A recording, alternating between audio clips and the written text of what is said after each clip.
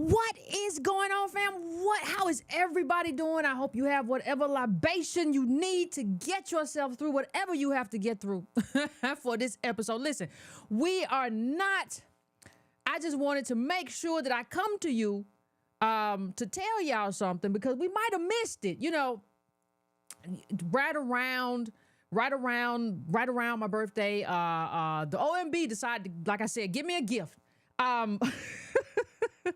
And we might have missed something. So I'm just coming on to point out something that we might have missed that came on because we were rightfully so, you know, dealing with the OMB and their ruling. We did not deal with something else that we should have dealt with involving the CBC. So I am here at this moment so that we can deal with it and have a conversation about it because it went a little bit under the radar, ladies and gentlemen. So please, before we get going good, hit that like. If you have not subscribed, hit the subscribe button. Please do that for me as we get started. But I want to just go to something really quickly and just make sure everybody saw it. Now, ladies and gentlemen, the Congressional Black Caucus releases new plan. This was on the 22nd. Remember that the OMB decision was on the 28th, right? So a lot of us, we probably kind of missed this and didn't see it coming and whatever the case may be. But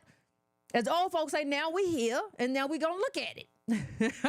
Congressional Black Caucus releases new plan to build black wealth with eye on Democratic House.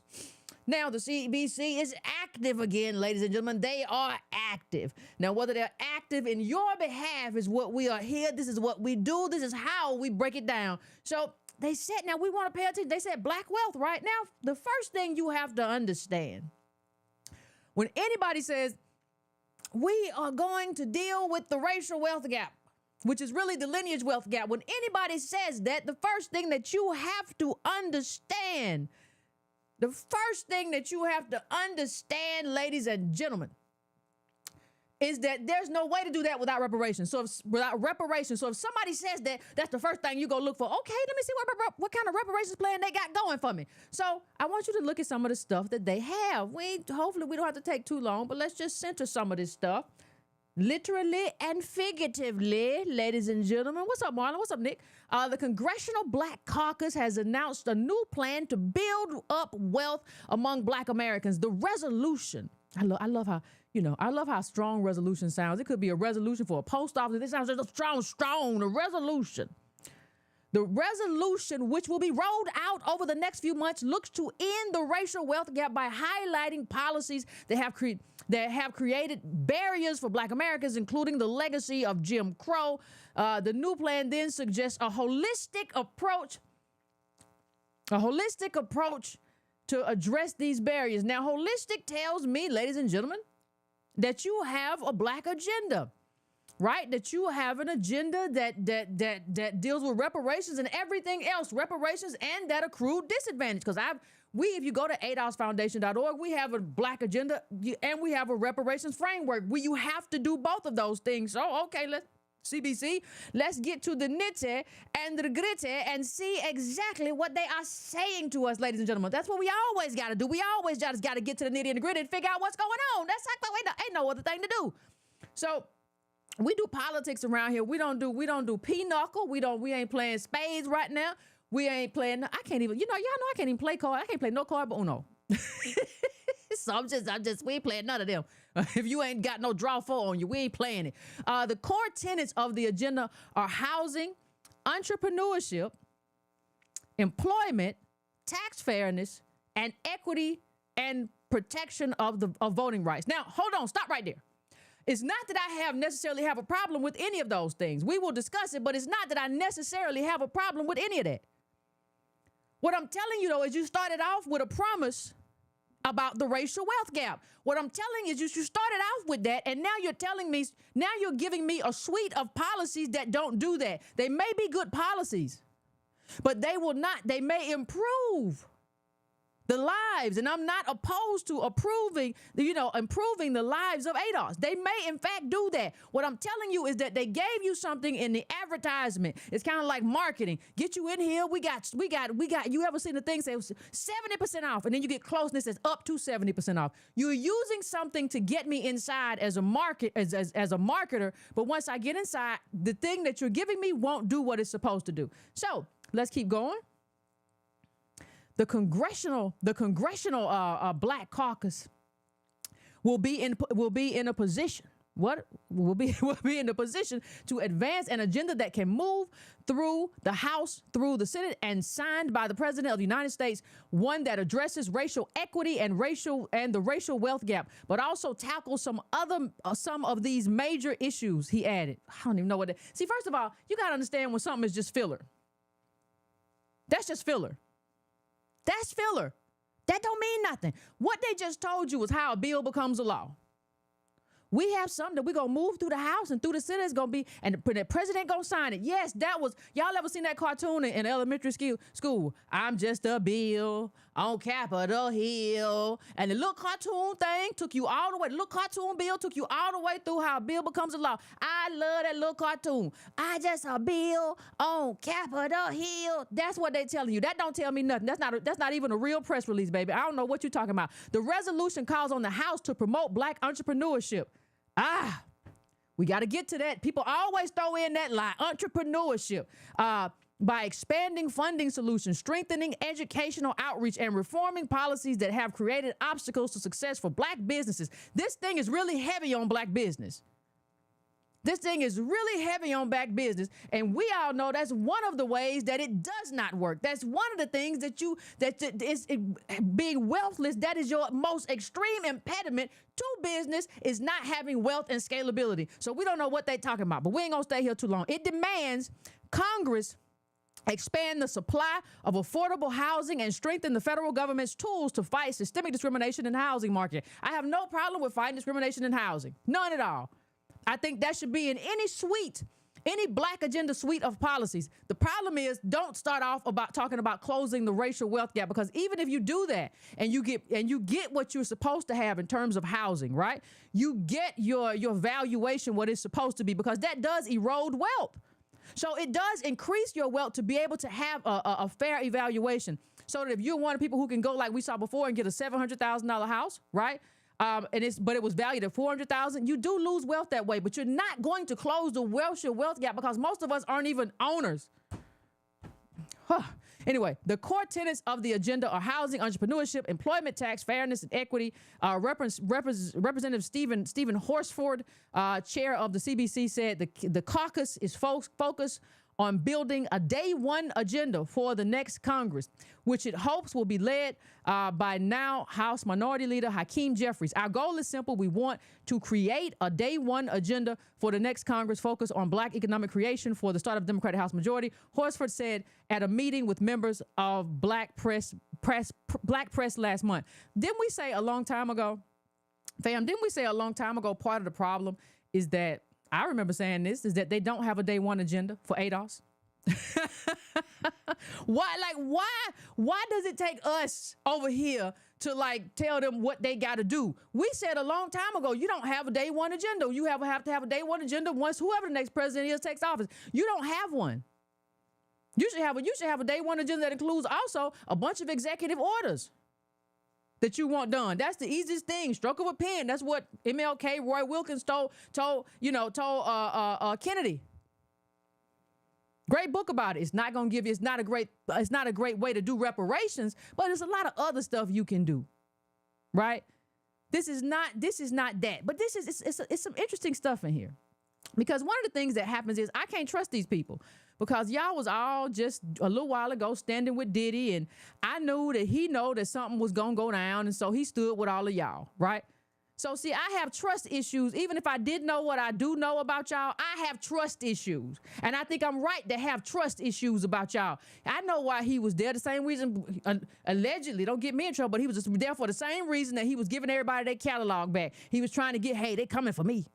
I'm about to have some problems. They coming for me. Okay. That's where we at then, right? If that's where we at, then that's fine. But I have trust issues. So you get what Ronald Reagan didn't say nothing good in his life. But trust but verify was probably the only thing he said that was worth anything. The plan also wants to see Congress support initiatives to build the black workforce and equip the black community with the necessary tools to compete for stable jobs at every career level and industry. See, pay close attention to the assumptions that people make. The assumption that they're making here is the reason that we can't compete is because of skills we lack, right? And even to the extent that we lack skills, it's because of the community and the schools that we come from. It's not just because you got to put us in some kind of training course that automatically makes that better. But you haven't even dealt with discrimination in the workforce, right? But let me just keep going because this ain't even the biggest stuff here. Economic disparities continue. Child, I'm not reading all that. Let me just get that out of my way. I'm not finna read that. Somebody give me some more filler content. Economic disparities. We see unequal access to capital. Yes, we see unequal access to capital. Yes, you are exactly right. Why are you talking to me about minimum wage jobs? Listen, family. Regardless of how I or anybody else feels about the minimum wage, if they increase the minimum wage across America to $20 an hour for 8 hours, if you do that and you do 8 hours of work a day for $20 an hour, I'm not saying pro or con. I'm not saying that. I'm saying that doesn't get you where you would be if you got reparations. I'm saying that doesn't pay the debt. I'm saying that doesn't do anything for the accrued disadvantage. That doesn't do anything for slavery and everything that happened afterward to plunder and steal from the farmers. They took the land, they took the wealth, they took the ingredients that we were using to do stuff and make stuff. They took everything, put their intellectual property stamp on it and made it theirs. There is plunder. Do y'all see the way the Jewish community goes around chasing their money and chasing these companies? Do you see any of their organizations saying we just need a minimum wage? No, they saying give us our stuff. This is weak. And then they start talking about conservatives. Child, let me tell you one thing we got to understand. There's one thing that we have to understand. We have to begin to understand that we have enemies on both sides of the aisle. We have to stop this thing where we only discuss our enemies who are on the right. You have, yes, they are overtly anti-ADOS. Yes, you are doggone right. But you better start talking about your enemies on the left and your liberals, because liberals ain't leftists and leftists ain't liberals. But they're on the left. Run further to the left than the other one. You better start talking about all your enemies. Don't cherry pick. Then we go over here. The resolution was built and policy recommendations from the Black Economic Alliance Foundation's policy agenda to advance black work, wages, and wealth. The report identifies typical per capita wealth of white Americans being $284,310 compared to only $44,000 for black Americans. That should tell you that you ain't gonna make that up with minimum wage. That $44,000 black American is making more than somebody who makes on minimum wage. So how is minimum wage gonna do anything about what we're talking about? But who is this organization? The Black Economic Alliance Foundation. Now, I'm not taking shots at nobody. Some people are just persnickety and view everything as taking a shot. I want to know who you be. What's wrong with that? What's wrong with trying to figure out who is this group that all of a sudden the Congressional Black Caucus is taking policy recommendations from? I just want to know who they are. Ain't nothing wrong with trying to figure out who somebody is. So, here we go. When did y'all get here? Because I ain't never heard. The Black Economic Alliance Foundation was founded in 2018. Now, that's right around the time who took off, ladies and gentlemen. I'm not trying to do no conspiracies. I'm just asking a question. Wasn't late 2018, early 2019 when the ADOS movement really hit mainstream? Our first conference was in 2019. Right? So where do y'all come from?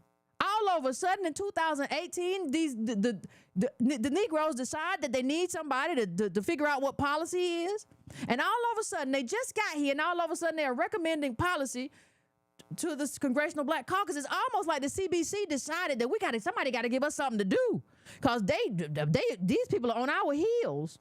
Who are these people? Who are these Negroes who just talk about reparations and agendas? We got to get something. We're gonna have us some different kinds of people, some established people from the corporate world and all of that stuff, and the nonprofit world, and we're gonna bring them in.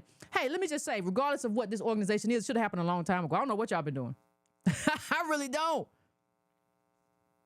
I really don't know what 2018 Washington D.C. The BEA is a foundation, is a coalition that focuses on economic prosperity and progress in the Black community, and its main services include supporting Black candidates who represent the Black community's interests and advocating for policies that promote economic empowerment. Can somebody throw that term economic empowerment in the trash?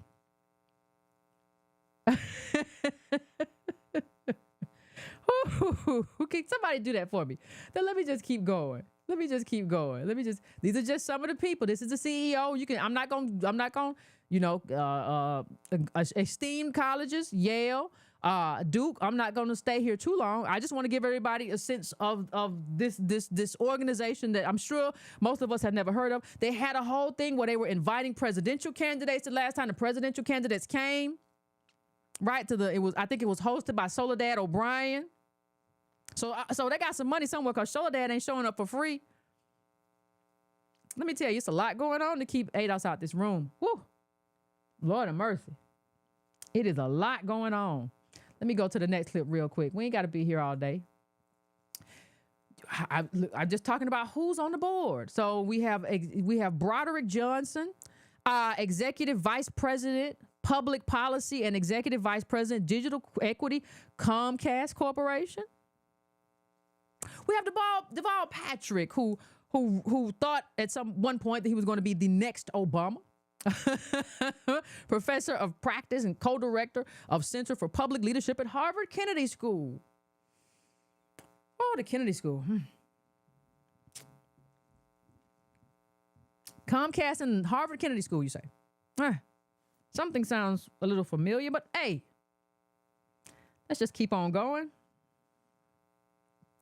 We're going to keep right on going. My goodness.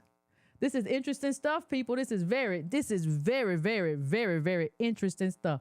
Let me just go on here. Now, this was interesting. Now, she is no longer, this person here, I think this is her. She is no longer the president, because I just showed you the president. But Black Economic Alliance executive director, they issued this, their view on reparations, right? And I want to bring it up so you can see it. Like I said, she is no longer the president, but Akuna Cook, founding executive director of the new Black Economic Alliance, says her organization hasn't taken a position on the reparations bills. In the group's polling, she says 65% of African Americans support the concept of reparations, but it's not top of mind.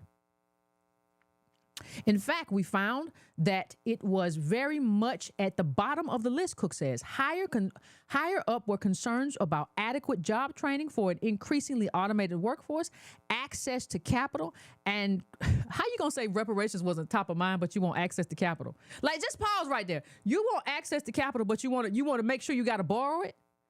No, I'm just saying, fam. I'm just saying, like, reparations is cash payments. There's no way that reparations. So you, instead of having money be given to you as a form of redress, you want to be able and have access to borrow it. But I'm just, who in their right mind thinks something being given to you outright as a form of redress and repayment for what happened to you, that is worse? You want to be able to borrow it. Fam, access to capital. Yes, access to capital, but how about we get money that we don't have to pay back at any interest rate first? Like, how is that not top of mind? I love when people say that some things X, Y, and Z is not top of mind. It's not top of mind. It's bottom of mind. It's not top of mind for me right now. It is bottom of mind. Oh my goodness. Look at that. Adequate job training, access to capital and credit and access to capital and credit, and policies to help citizens return to work after being incarcerated. Yes. You want access to capital and credit, but you don't want You don't want reparations. All of these present day, really salient policy ideas were much more of a priority than reparations. Bam! Come on! We recognize, and I think we all know, there is a historical basis for the inequality that we see today, and that we need to be having what very much long overdue conversation about reparations. Cook says, but what we don't want to be lost in the conversation, that these present day salient policy solutions need to be at the forefront of the conversation. Listen, this is just a whole bunch of Negro. I went to the Ivy League school speak, because nobody talks this way. Like, nobody talks about what they're owed as not being top of mind. You don't hear it from not just the Jewish community. You don't hear it from you. You hear. Then we just see the governor of New York talk about how many millions she got for Holocaust survivors and their heirs. Didn't you just see during COVID how Native Americans went and got a bunch of money? Nobody says that cash payments are not top of mind. Nobody says that. Nobody says that. Yes, Marlon, they want access to debt. They want access to, can I borrow some money on credit? No, I don't want a reparation. I want to be able to borrow a little bit from white folk. Now listen, once we get reparations, then if you want to scale and then borrow and take what you have, hey, I'm all for that. But there's an order of operations here. You leaving money on the table? See, let me tell you something. I'm gonna show you something. See, they got that. This is the poll that they used to be able to say, oh no, reparations is not top of mind. See, at the bottom of this list, federal reparations to Black American descendants of slaves. Now, first of all, of course, this is 2019. Understand that they're doing all this polling. Even the verbiage of descendants of slaves or slavery wasn't in the vernacular pre-ADOS. So 2019, right? Right around our conference, 2019, where all of our stuff, we're going viral everywhere. We doing all of it, and everybody is when it's just hitting the thing. This is just when it's just people are just starting to talk about it. All of a sudden, y'all are polling about it, right? So that you all get the hard research. You all get the poll about it and poll Negroes, and it's at the bottom, and you say, and so you're able to say it's not top of mind. Let me tell you why this is dereliction of duty. Let me tell you why. I'm gonna tell you why. Because let me move this a little bit, and let me explain something to y'all. If you believe in getting redress for your people, one of the things that you have to absolutely believe in without a shadow of a doubt, or you have to know without a shadow of a doubt, you have to know what your people are owed. Now, once you know that, this is what you got to do, right? You got to tell people what they need, not ask them what they want. Let me say that one more time.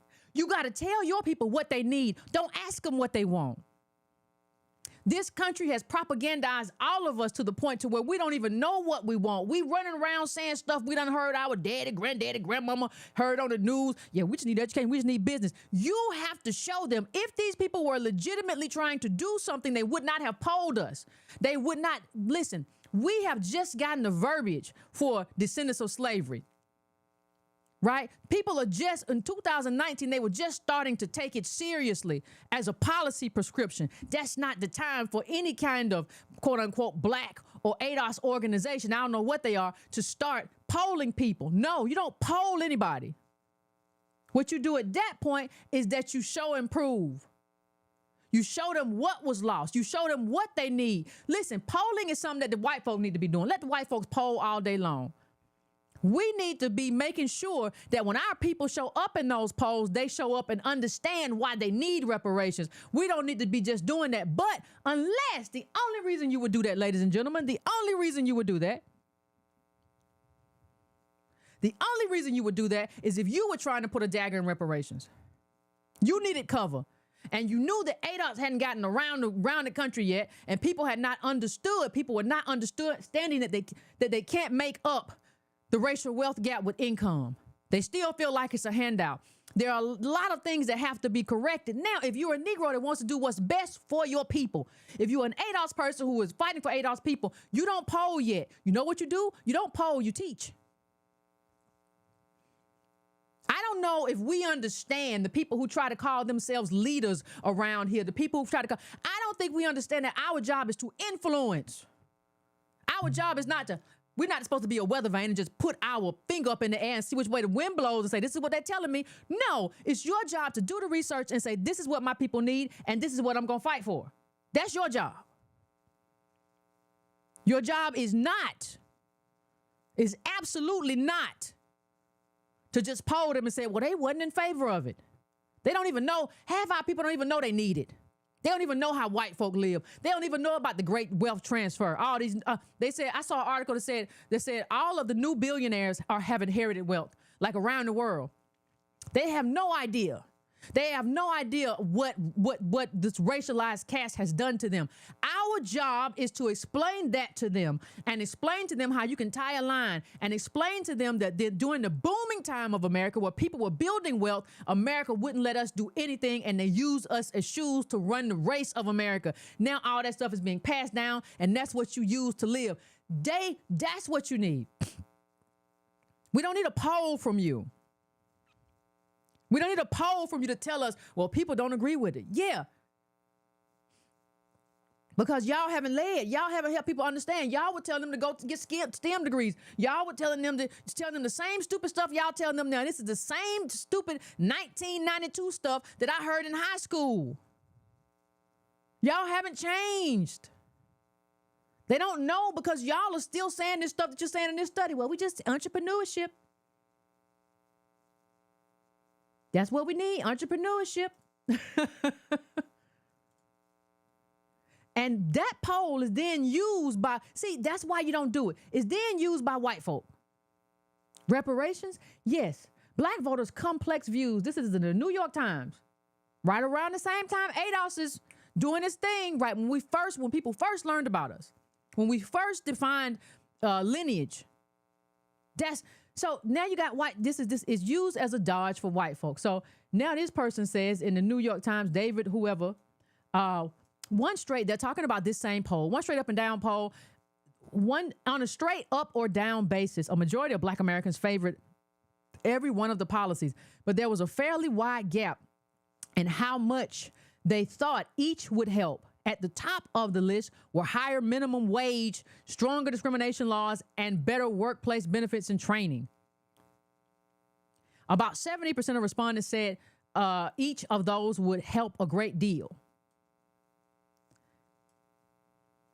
At the bottom of the list, slavery reparations. Now, how in the world you want me to think you fighting for black folk and you do a poll that white people use to say, yeah, see, even the black folks don't want reparations.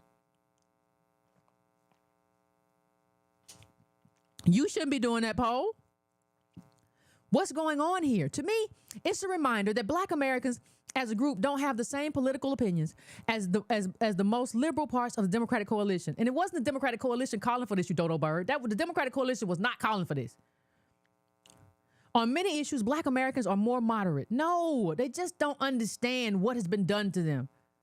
Or perhaps more pragmatic. I too am in favor of slavery reparations. I'm not so enamored of a federal jobs guarantee, but I don't think reparations are likely to happen in a country divided by race and racism.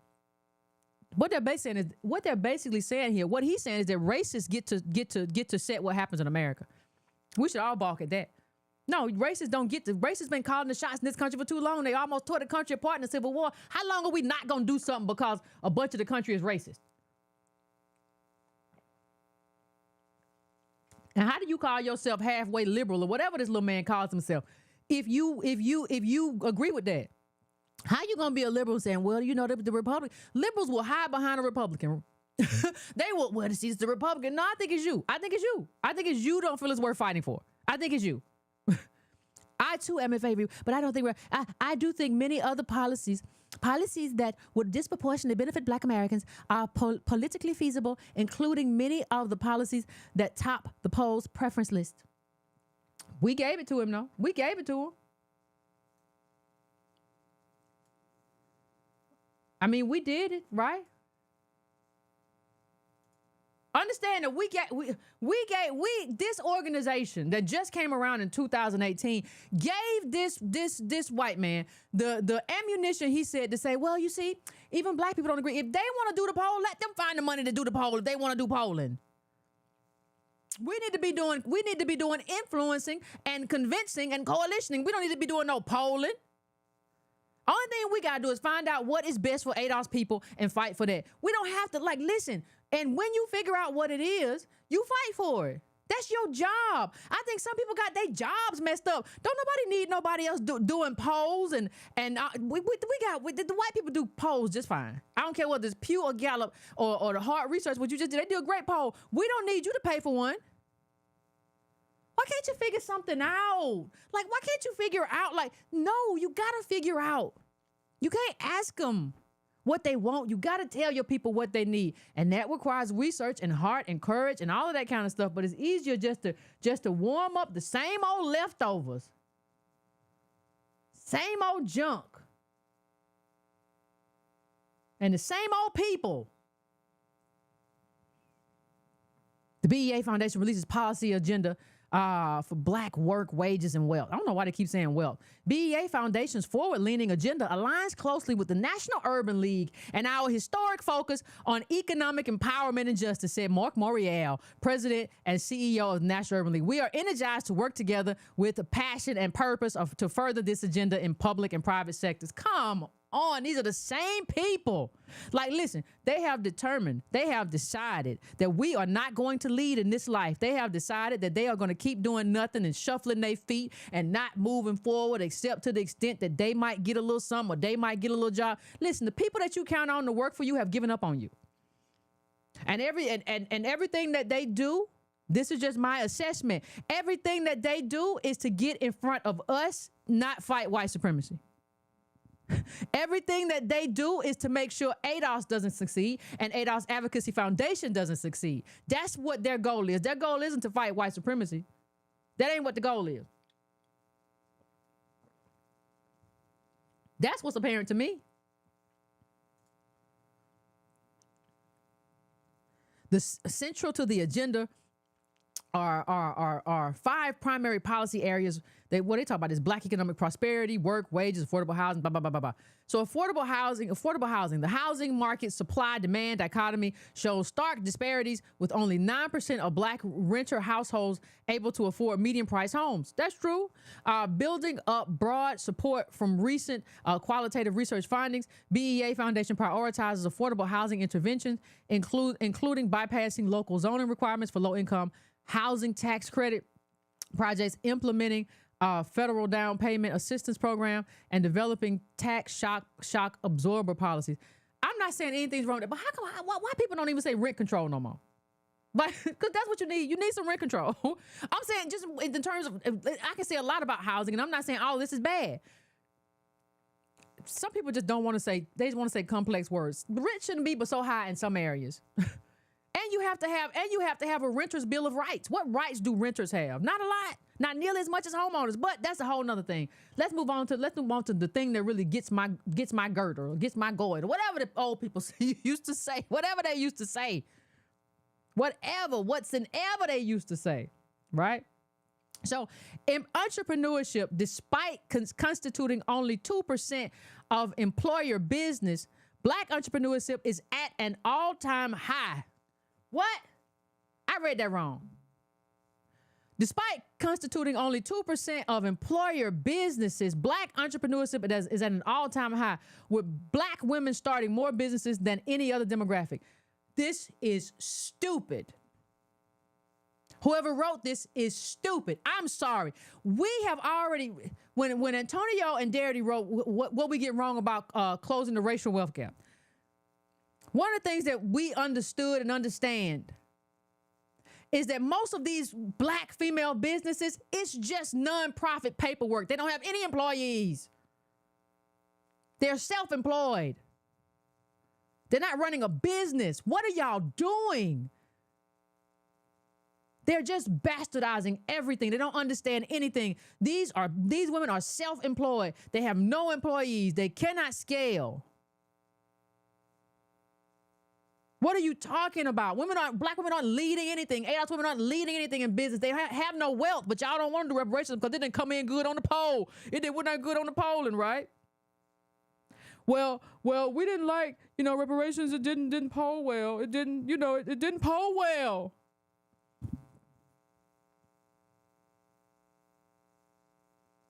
It did not poll well. It wasn't good polling. It wasn't good polling.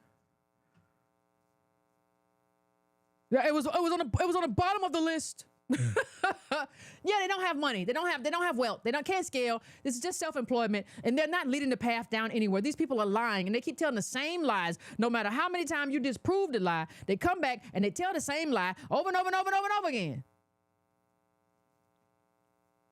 To support these entrepreneurs, BEA Foundation highlights the importance of adopting non-traditional credit underwriting models, ensuring availability of smaller dollar loans. So you want small loans. You said you wanted credit. Now you want small loan credit, but you don't want reparations. You just want some small stuff.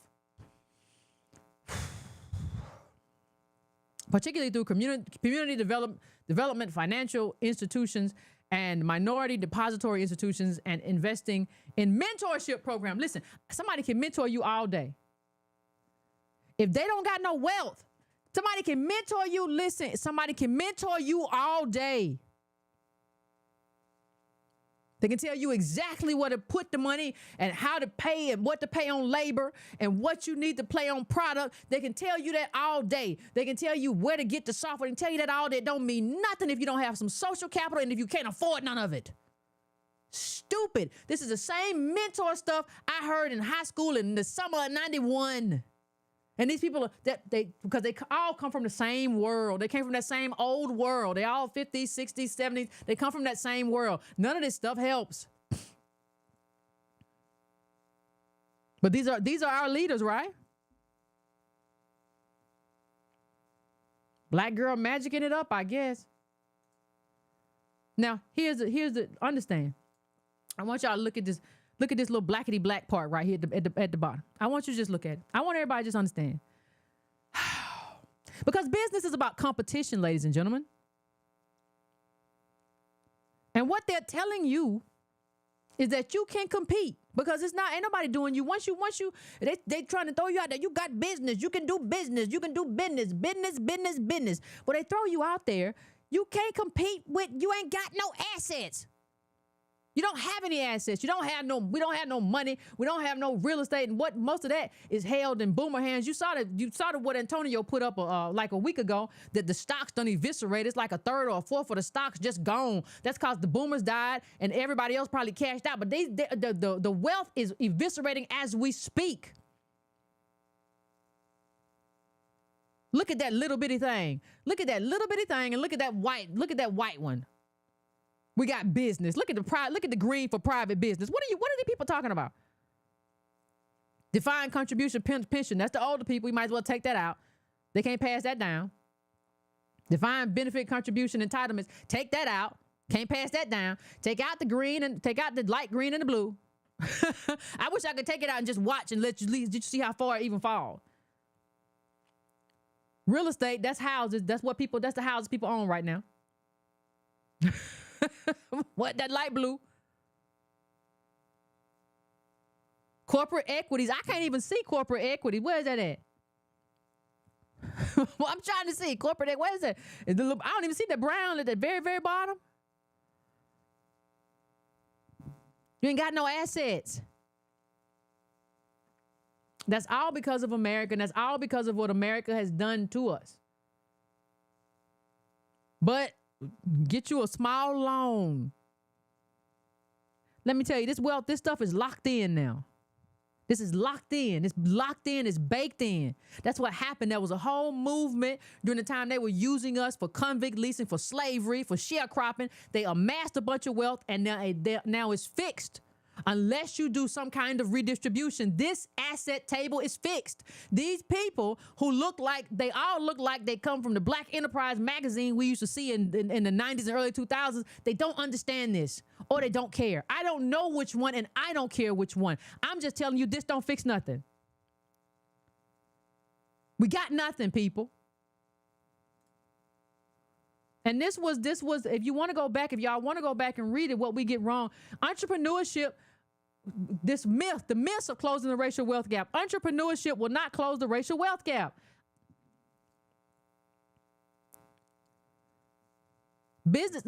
Entrepreneurship has long been praised as a route to eliminate racial wealth inequality. As an adjunct to myth 3, entrepreneurship has been identified as a path, right, to the phantasm of black capitalism for at least 3 decades. Right? I mean, they're telling you, we already know this, so I don't want to go back through this too much, fam. But the most successful entrepreneurship is disruptive, a term entrepreneurs these days have donned as magic, as a magic mantle. Yeah. I'm not gonna get into it over. In reality, the data is daunting. It paints a daunting picture for diversity in entrepreneurship. According to the U.S. Census Bureau's survey of business owners, SBC, which is conducted every 4 years, over 90% of Latino and Black firms do not have even one employee other than the owners. Come on, man. I'm not going to get into this, but this is profoundly stupid. And here's another way that this is profoundly stupid. Stop trying to turn the unemployed into entrepreneurs. Here's an idea that policymakers like. Take it, the unemployed person, give them entrepreneurship training, and turn them to productive tax-paying business owners. Of course, the politicians love the idea. It gives happy, out-of-work people a shot at the American dream and reduces unemployment at the same time. There's just one problem. It doesn't work. Entrepreneurship is going to fix. No. And this is for everybody. This isn't just for us. We've had this type of policy in place since 1993 when the federal government created the self-employment assistance program to provide small business training and advice to people receiving unemployment insurance. To help turn the jobless into entrepreneurs, participants in the program get entrepreneurship education and advice and receive their unemployment insurance payments without having to look for a job. The gold standard for evaluating whether a government policy works is to run an experiment. If some people are randomly assigned training and assistance and others are not, then observers can see whether the government provided help has any effect while ensuring that the group receiving the treatment is no different from the group that didn't receive it.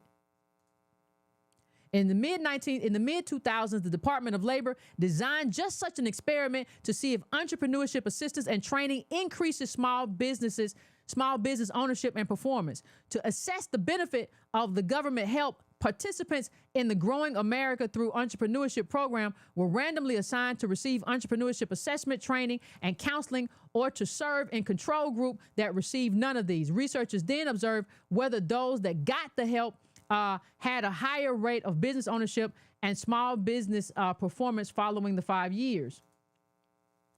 In December 2009, the Labor Department released the results of this study, and they are instructive. Compared to the control group, the recipients of the entrepreneurship training assistance were no more likely to own a business, had no lower rate of business closure, earned greater self-employment income, had no greater skills, had no more employees, were no less likely to receive unemployment insurance. See, you can't make nobody into nothing. Like, I don't know how to explain it. Like, this whole thing, entrepreneurship, even people who have it, right? Like this idea that we're just going to make people into entrepreneurs and that's just going to solve a lot of these problems. No, that's not how entrepreneurship works. You do need the capital, but it doesn't work as that kind of program. The way people just keep trying to throw it out there. All this stuff is way more complex than that. But these little mini micro loan programs, you're just going to put a lot of these people in debt and ruin their credit.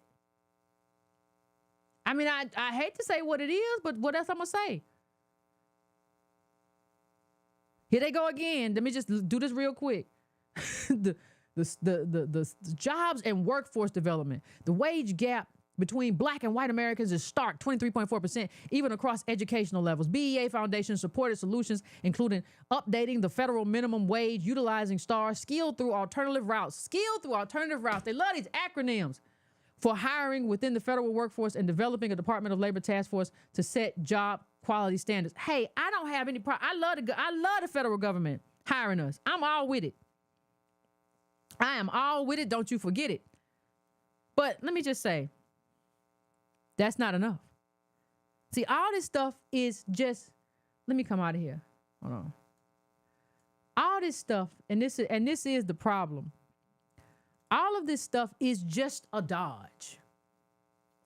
Like, all of this stuff is a dodge. Like, it's just amazing to me that the minute that we come out and start talking about what we need and when we need it and reparations and make the case about the data and how it has to happen and we go all the way, we talk about 1619 and we talk about slavery, and we talk about slavery built America, and we talk about convict leasing, and we talk about the racialized caste, we talk about sharecropping, and talk about post-reconstruction, we talk about discrimination, we talk about how our wealth has been eviscerated, we talk about how we're locked in. People come back with the same stuff. Now, I'm not saying you do not need a black agenda. I'm not saying they don't have some good ideas. I'm just saying too many of these ideas, first of all, it doesn't include reparations. And second of all, too many of these ideas are the same stale ideas that they just keep regurgitating because it worked for them. If you look at the people, go look at it for yourselves. Go look at this organization and you'll see the people on that list, it worked for them. This is an ideology. It's not a good reflection. A lot of these, I'm not saying every policy they have, is not a good reflection of what needs to happen now. Even where we are now. And that becomes very problematic. I just think a lot of people just don't have, the best way to say it is just the belly for the fight. And they're doing okay. I'm, you know, at a certain point, I think I have become suspicious of people who are doing all right because there is no empathy. It's just like, well, it's almost like, you know what it feels like? It feels like we got reparations like 15 years ago, right? And so, or 20 years ago, or 30 years ago, or 100 years ago. And so, like, it feels like white folk are right here and we right here, right? And everybody else is down here. But we close, right? And so we just have to do some things around the margins to take care of the remnant of discrimination. It's like everybody is talking like we got reparations, we got close, but it wasn't good enough. And so we have to still do some stuff. These feel like around the margin kind of things. We are not an around the margin group. We are a group that needs and demands everything that we were cheated of. Everything that was taken from us has to be given back, or we have a survivability problem in this country. Have you gone to the store? Have you tried to buy something? I mean, I'll tell you a story. I went to I'm not going to get into the specifics of it, but I have an older car.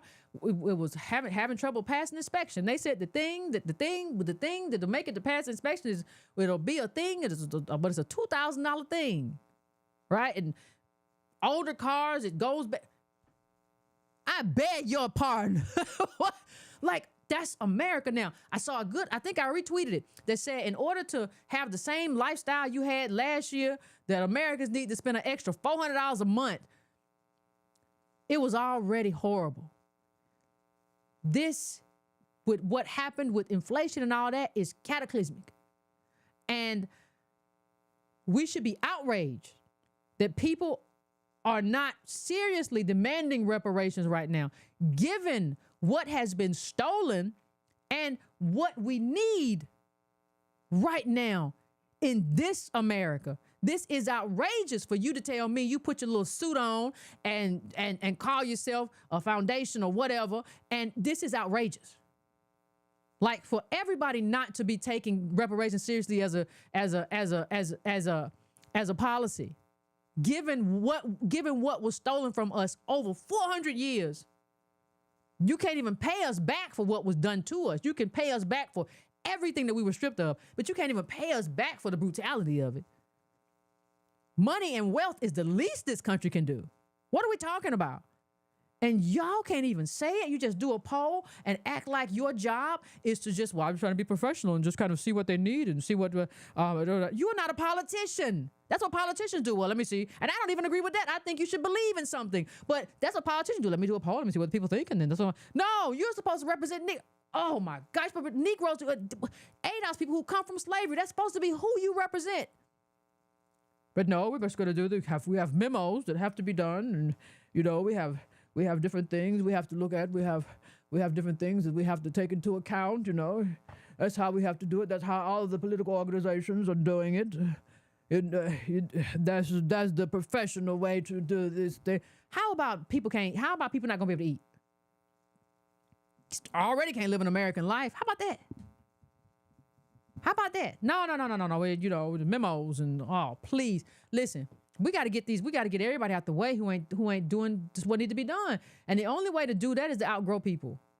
The only way to do that is to become a force that's so big that nobody can tell you no. That nobody can say, listen, they got to be like, listen, we tried to get rid of them ADOS folk. We tried to smear them. We tried to call them names. Then we tried to put other organizations in place. And then we tried to do all that stuff and none of it worked. They here and they millions deep and ain't nothing we can do now but see what they want. That's the way to do it. The path has to be through the thing. And we've had that before. We've had to go through things before.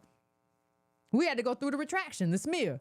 Oh my God, they're funded by the right wing. Don't forget how much stuff we've already had to go through and won. Like, don't ever forget that. We've had to go through, oh my God, they're just xenophobes. They just hate everybody who's not. No, we've been through that too. We got through that and we fine. And everybody realized that wasn't true too. And I'm sure but we have been through a lot. Like some other stuff to go through, but it's on the path. People putting themselves on the path of stuff we got to go through, but we just got to build our way through and grow our way through. But I just wanted to make sure everybody saw that. I know that we didn't, we had a lot going on during that week with OMB and all that kind of stuff, but I just wanted to make sure everybody saw like what the dodge is and understands what we're gonna have to do about it. But give me a few seconds, fam, and I'll end it right there and I'll set up the phones or whatever. If you want to call in, if you do not, that's fine. If you do and you have something to say, that's fine too. But either way, I'm gonna take a quick break and I will be back.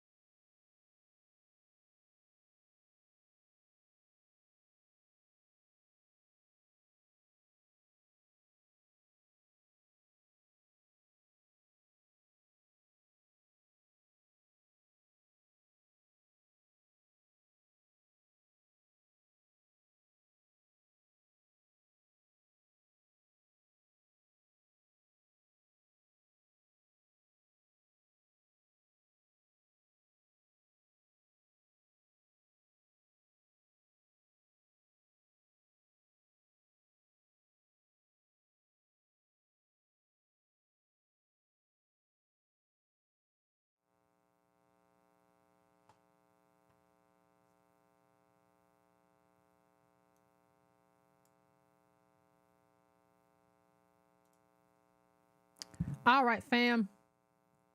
We are back. I'm going to go to some callers really, really quickly, fam. Really quickly. Like I said, we're not going to be in here too long tonight. Let me see. 612. What's your name? Where you calling from? What's on your mind? Hi, this is Michelle with Hey, Michelle. Rewards Club. Hey. Stands for Black-owned businesses. Hey. Hey. I disagree with you a little bit here. Go ahead. And I always do when you talk about business. I believe wholeheartedly that we deserve our reparations. However, we still need to invest, and we still need to have streams of income.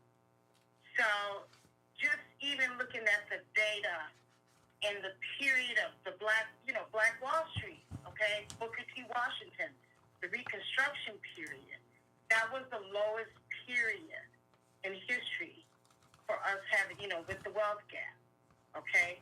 And so I guess because I've been an entrepreneur for most of my life and I work with Black businesses, and I can truly say that our organization has helped to increase the amount of Black-owned businesses that we're finding. Even though a lot of the Black-owned businesses are not where they're at in terms of the revenue and building. However, even if you have a job and you have a small business, that is an extra stream of income for you. What do you mean if you have a job? Let me just ask you a quick question. What do you mean if you have a job and you have a small business? You mean you have a side hustle? You talking about that? So a lot of businesses start out. A lot of our BIOD members, they actually have other jobs, but then they have another business on the side. So just like, for example, when they talk about a millionaire having these different streams of income, meaning you may own some real estate, some rental property here. You may still have a full-time job. You may have a small business selling balloons on the weekend. Okay? I don't have a problem with side hustles. I don't have a problem with side hustles. That's a side hustle. Go ahead. I don't have a problem with side hustles. You don't have a problem with, I'm sorry to hear you. No, I said I don't have a problem with side hustles. That's a side hustle. I don't have a problem with side hustles. Well, I don't know if you want to call it, you can look at a job as I wouldn't call it a side hustle. I would call it just another stream of income. Okay? And so you want these revenue streams of income. And you want assets. So I think, too, for so many decades, we have been not spending our money properly. Okay, I know a lot of us are poor, but I think that we need to, especially in this economy that we're in, we need to kind of, we have to watch how we spend our money. Do you know, hold on a second. Hold on 1 second. Okay. Do you know we outsave white people? When you adjust for income, we save more than white. So what are you talking about? When you adjust for income, we save more than whites. So what are you talking about? I'm saying having assets enough to accumulate wealth is what I'm saying. Okay? So I'm saying that instead of you taking $50,000 and going investing in a new Mercedes Benz, take that $50,000 and go invest into some real estate. We aren't doing that. Do with our money is important. We're not doing that. You're making this up. You're making this up. When I tell you that when I tell you that we save more than white folk, you should pause and say I'm wrong. Like if we save more than if we outsave white folks when you adjust for income, you can't tell me that we spending our money wrong. You can't stay on that same path. That information that I just gave you should intervene when you start thinking. You should say, maybe I'm wrong. We're talking about assets. Is what I'm talking about. I just showed you we don't have no assets. I just showed you we don't have none. So what are you talking about? What I'm saying is that that's what we need to have. Even if we had the reparations, okay, we would still need to invest in some assets to build wealth.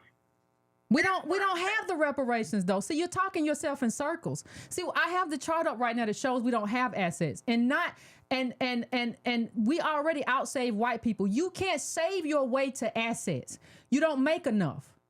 You don't make enough. The average ADOS person makes less than 40. You don't make enough to save your way to building assets. We outsave white folk. We have to eat. We spend most of our money on food and clothes and soap and stuff like that. That's what the data shows. So you are giving me homespun wisdom and stuff that old boomers and Gen Xers say to each other, but the data doesn't support anything that you're saying.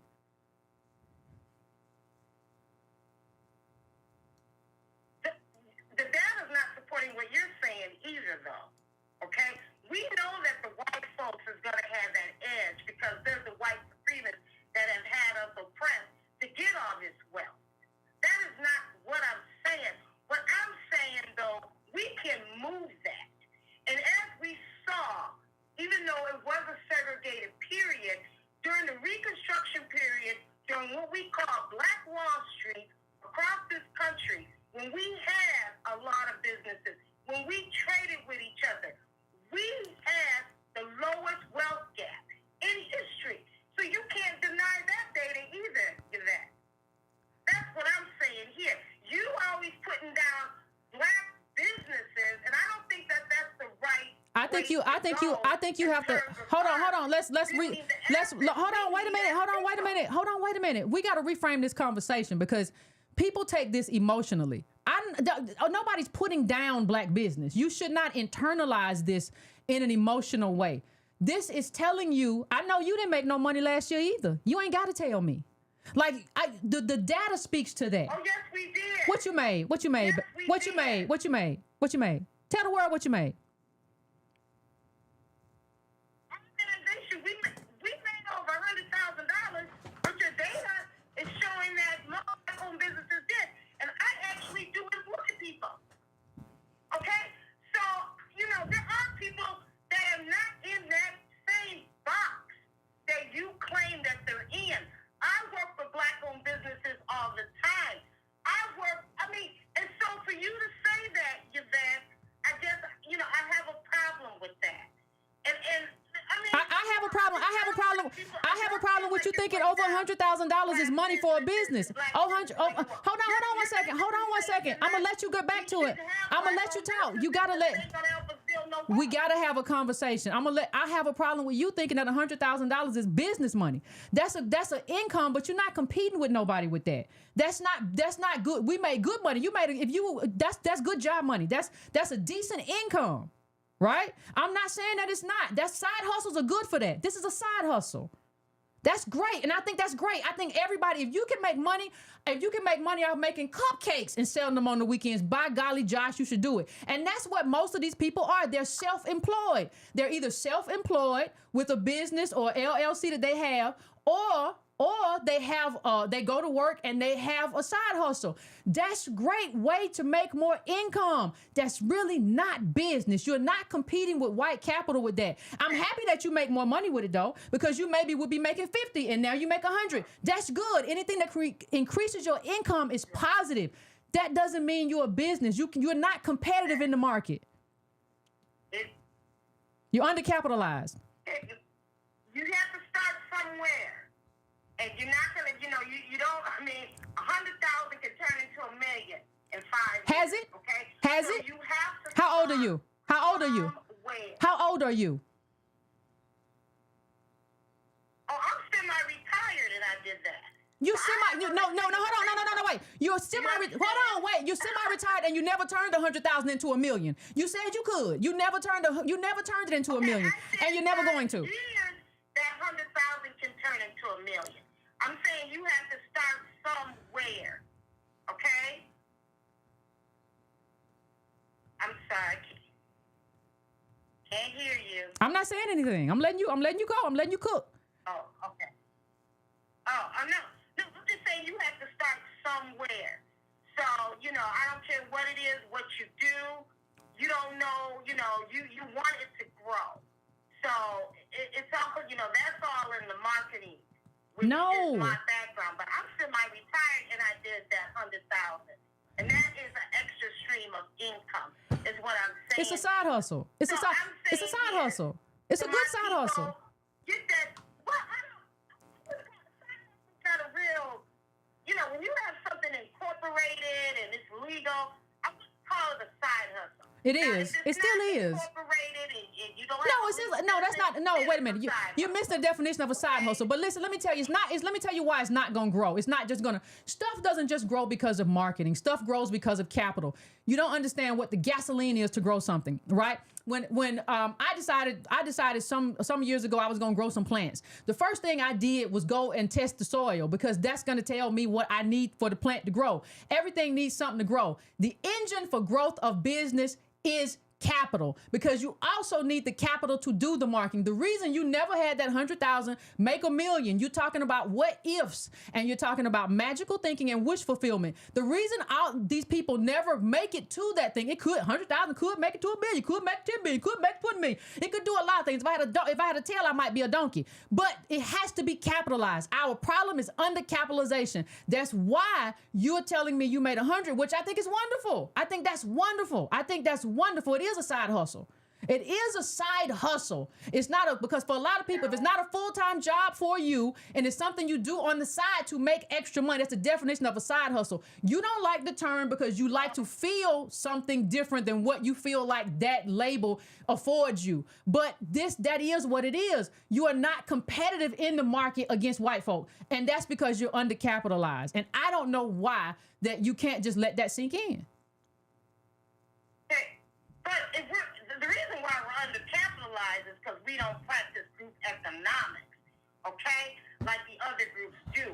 How do you take a group migrants coming in to this country, only been here for 10 years, but they're earning more, okay?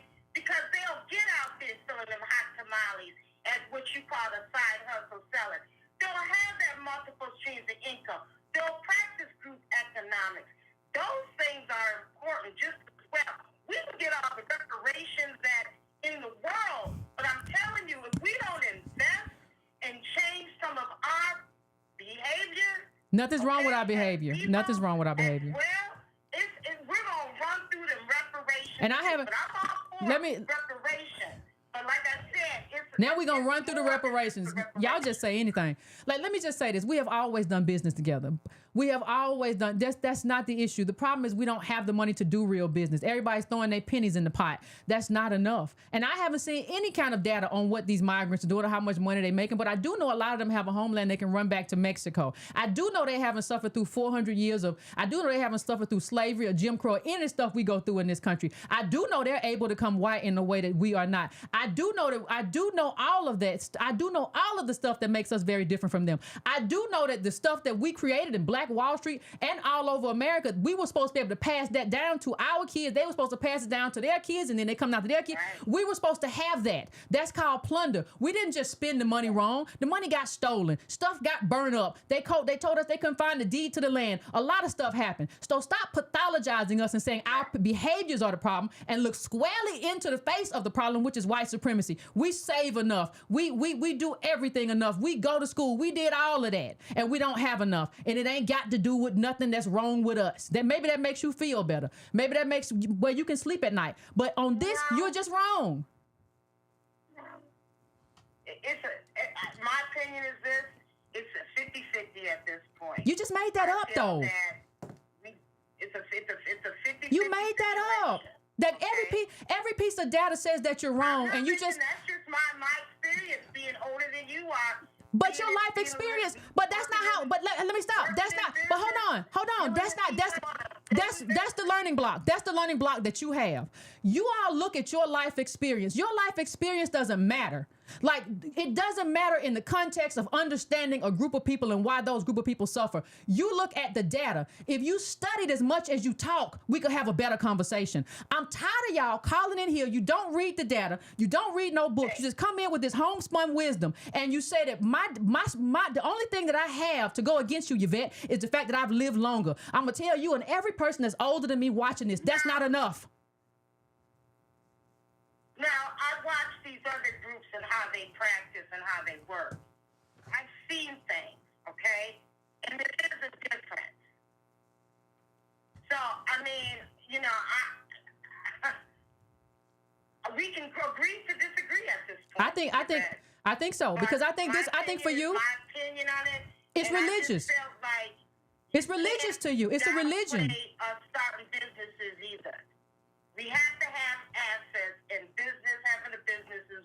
one way. Having a business that doesn't have capital is not an asset. That's not a great thing on your balance sheet to have a business that's not capitalized. Like it has to have capital.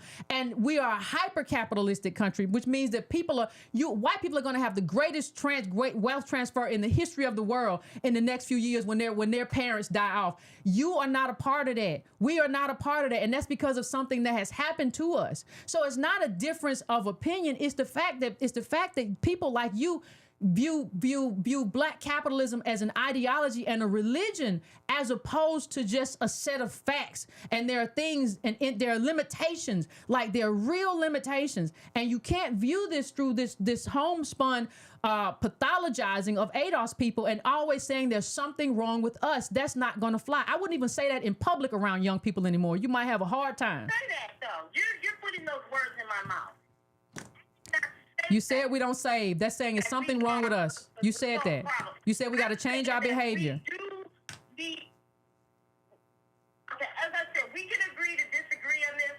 I just feel that your area expertise is not into economics and business. Neither is yours. And so neither is yours. My opinion, and I feel like this whole thing about capitalism has to do with group economics. They got the capitalism because they got the friends who build the bank, and then they can go to their friend and they can say, hey, can I get a loan?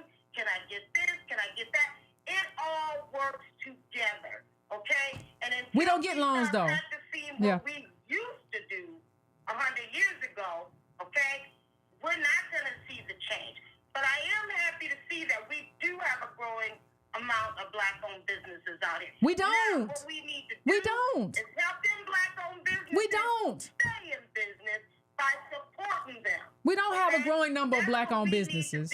And help them they just make it up. I'm going to tell you, I give up. They make it up. We don't have a growing number of black-owned businesses. We have a growing number of people who do LLC paperwork that are not businesses. That's not a business. We have a growing number of people who are confused, who believe that LLC or S-Corp paperwork is a business. No, it's not. It's undercapitalized. It can't compete with white folks. And even if you was a plumber or you were... I'm self-employed if I'm a plumber. And it was just you. I'm self-employed then. You could still have a business as a plumber. That's self-employment. I don't know. You can still, the thing of it is still, it has to do with what you're investing in for ownership. That's what it has to do with. At the end of the day, it's about ownership. No, it's not. I can own a business all day and it not make me a dime. It ain't about that. It's not about that. It's about how capitalized are you. It is about, can you go to a friend? Can you be Mark Zuckerberg and get a bunch of money from your mama? Can you have a business and you're not making a dime?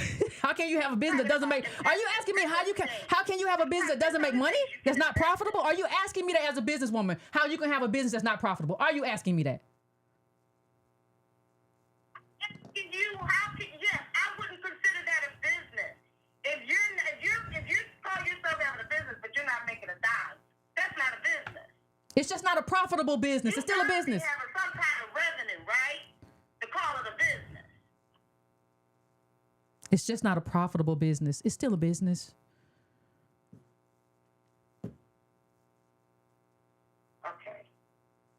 Like I said, I don't think that you're qualified to talk on that subject. I'm more qualified than you. You made 100,000 last year, honey. I'm more qualified than you. You don't even know that you're undercapitalized. That's a decent income. That's not a business. Semi-retired.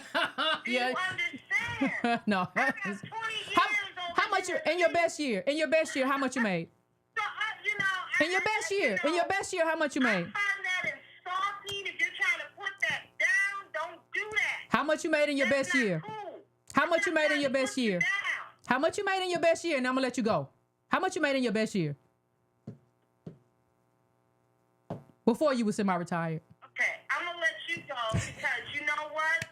One of the problems we have, too, is that we don't get along with each other. And we have to get along with each other to build and work in a group.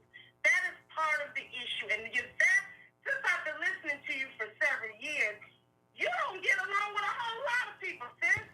It's just about time to take your business and the thing you do with reparations. Let's start doing some lobbying, sis.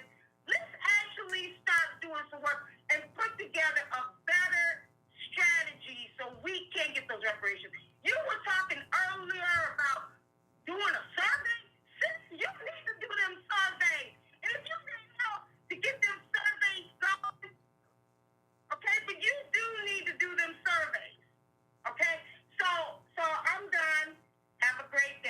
You do the same. Absolutely.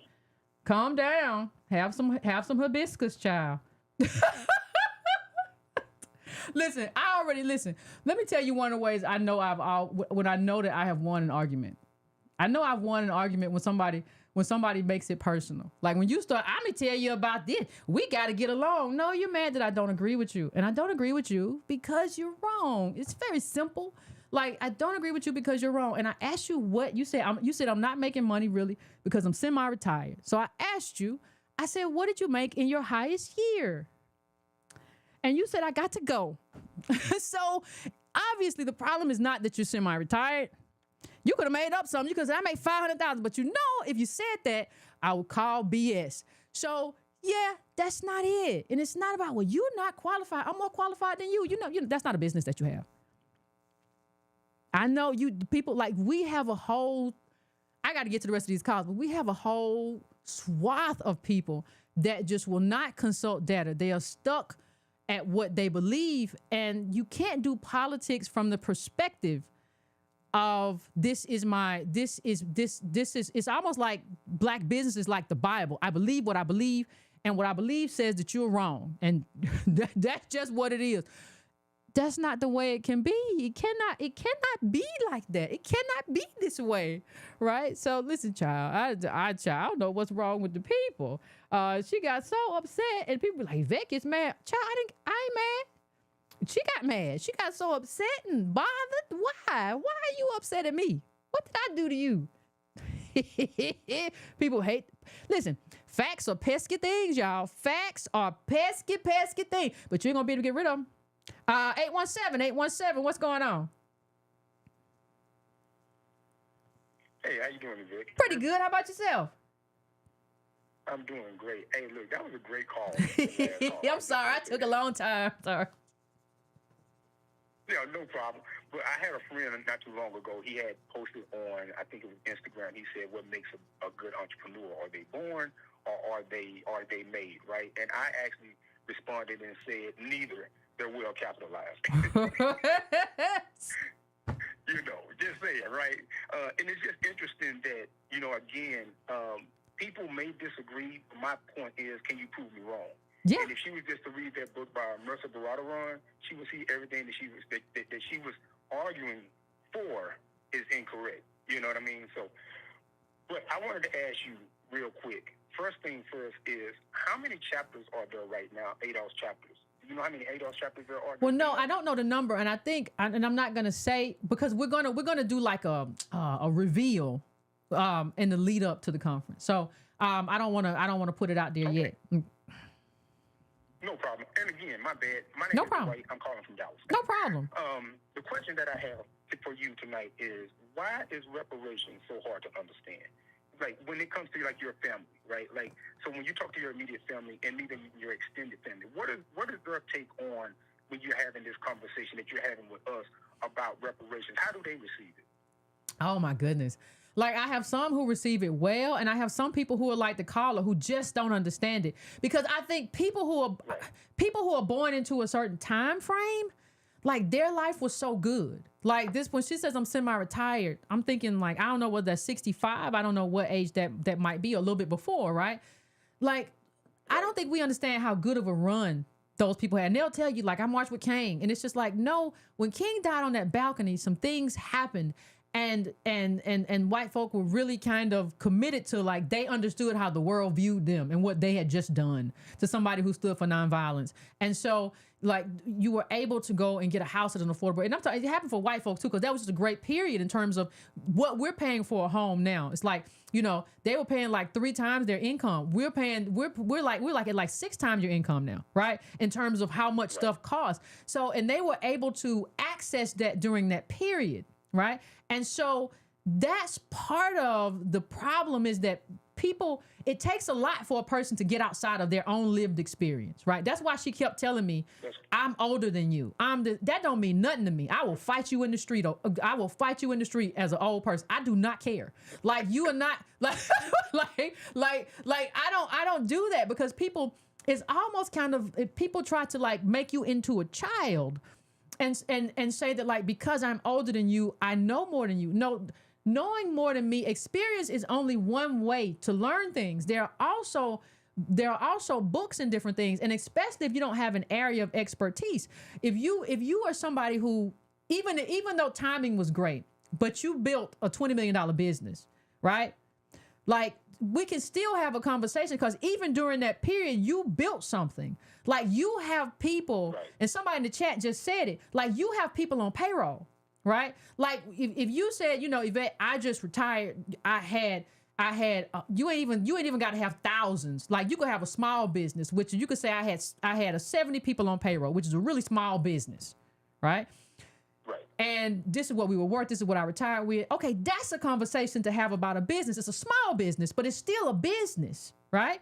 That you were able to hire people and put people on payroll. That's what I'm talking about. I don't think we understand that, like, just because something is on paper, just because it's on paper and you have a business card, that's a business. Like my YouTube right now is technically a business. It's not a business, though. This is like self-employment. It's not a business. I think we don't understand, and we don't understand that businesses are competitive in the market. So she'll say, like, support Black business, and not understand that markets are supposed to be competitive, and you all oftentimes charge more than everybody else because you're undercapitalized. Like, it's so much that goes into the conversation that she doesn't know, but then she'll say, well, you don't know. And I find that other people around that age kind of take that same stance, unless they can come outside of themselves and access information, as opposed to just a kind of wish fulfillment ideology.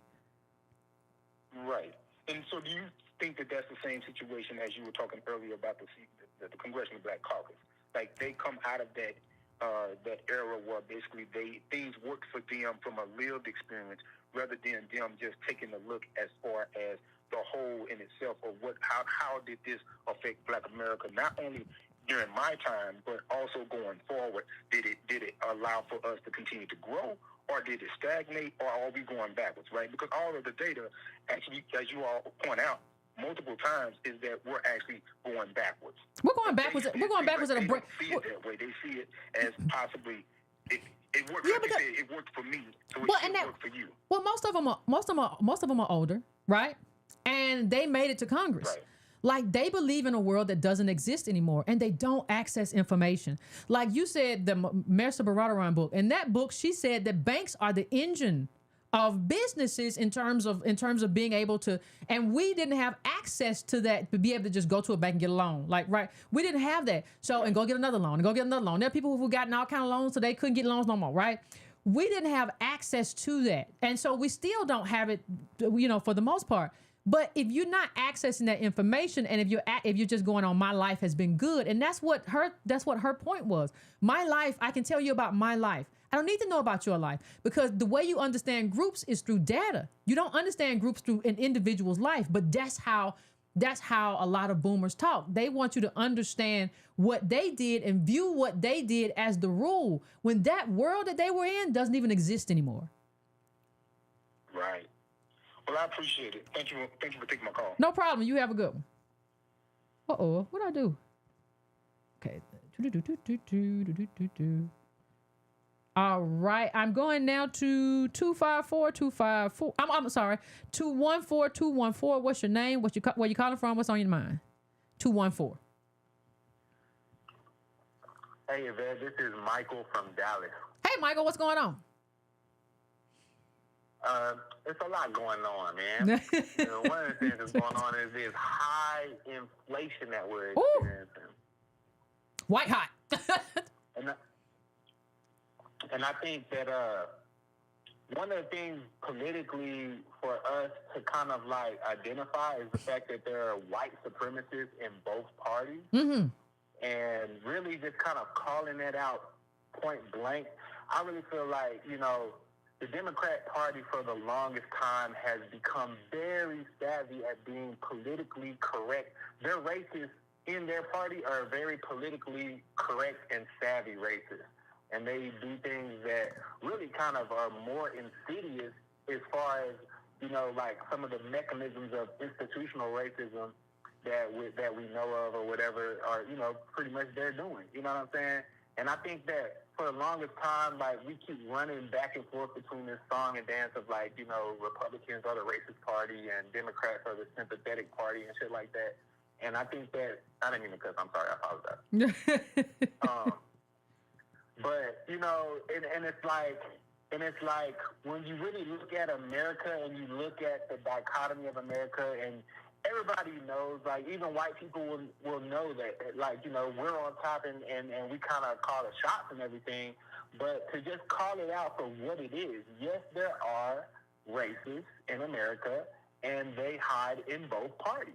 Mm-hmm. There's no such thing as, like, the Democratic Party is, like, devoid of racists. I think we all need to admit the fact that some of the most hideous racists are hidden in plain sight using politically correct rhetoric in the Democratic Party. And if we can say that in a way that's articulate enough, I feel like that's kind of one of the mechanisms that will start to open up the dialogue, you know, to the, you know, intelligent conversations about reparations, because they're just placating to us. They're just appeasing us with a lot of just political rhetoric that dance around the issue, like you said. Like, all these little breadcrumbs and student loan forgiveness and different little handouts that they do, those are just politically correct things that they're saying to just kind of keep kicking the can down the road when it comes to the real, you know, conversation.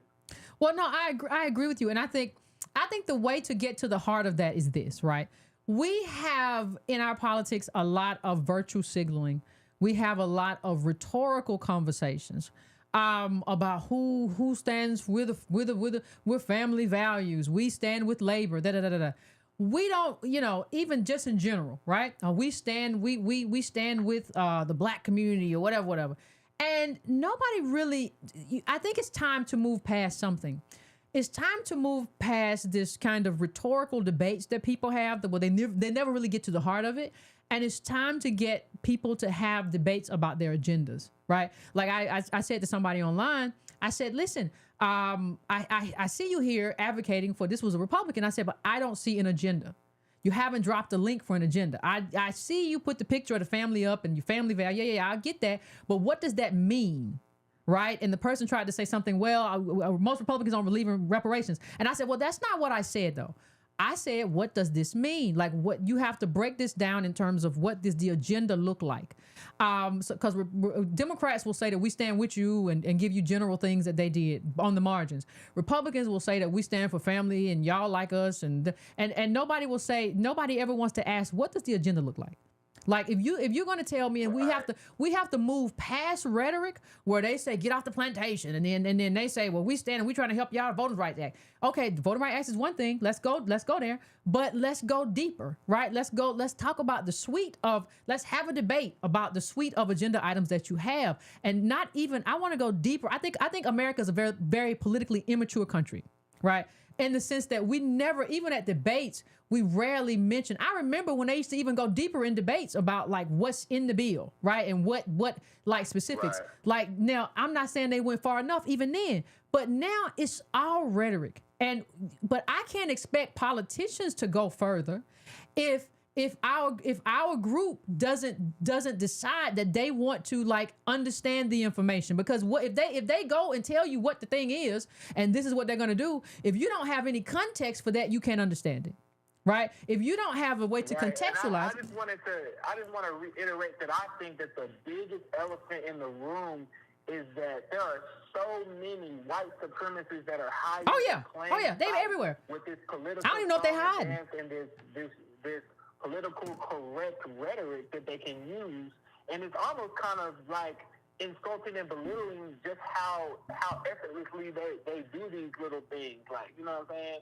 It's like we can't even see through it, and it's in our face just how disrespectful they are. Yeah. I think the biggest thing that's a disrespectful thing right now that's going on is the fact that we got two candidates that are, you know, obviously the two front runners, and we're not seeing any kind of debate between them.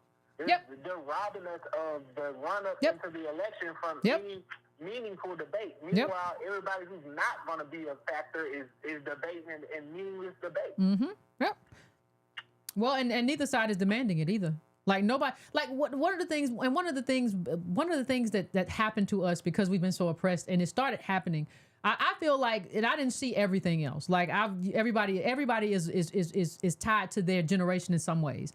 But I remember there was this book about how the ADOS community for the most part responded to Bill Clinton, right? And there was one section in there where I think Donna Brazile talked about how Bill Clinton liked black eyed peas, right? And somehow that was special to her. And we have been oppressed for so long that we just like being seen. Somebody understands us. They want to eat food that we eat. That's a part of our culture. And we have to move beyond that. This idea that, like, that's how the Democrats, to what you're speaking to in terms of how the Democrats can move and just kind of have this elegant way they kind of speak to us and make us feel a way. It comes through, to me, a sort of inferiority where you just happy that this person shows up and says they're going to fight for you and all this kind of stuff. And they eat your fried chicken or your beans or your yams or whatever. Love it. But like we don't understand that being seen in that way, we have to move beyond that as a marker for like how we view that politician. Exactly, especially when you have Bill Clinton and Joe Biden as being two of the most notorious institutional racists in American history. It's in the book. They wrote these bills and went back and looked at them and said, oh, of course that was a mistake. Of course that was obviously racist. But we sit back and look at that shit like there's still some sort of redeemable value in their ethics and their politics. Or their apology. There's no value in that apology. To author that type of stuff. There's no value in that apology. You ruin lives. You don't just come back and be like, hey, my bad.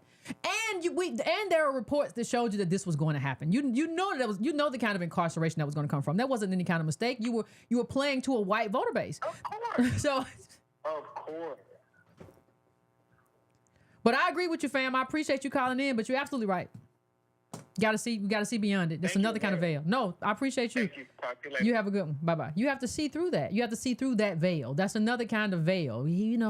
Mistakes were made. You ruined entire communities. There were entire communities that became just blighted because of what happened with the infusion of crack and now we're gonna lock them up and all this stuff. And now the community is torn apart. If you don't find a job, you're gonna do something.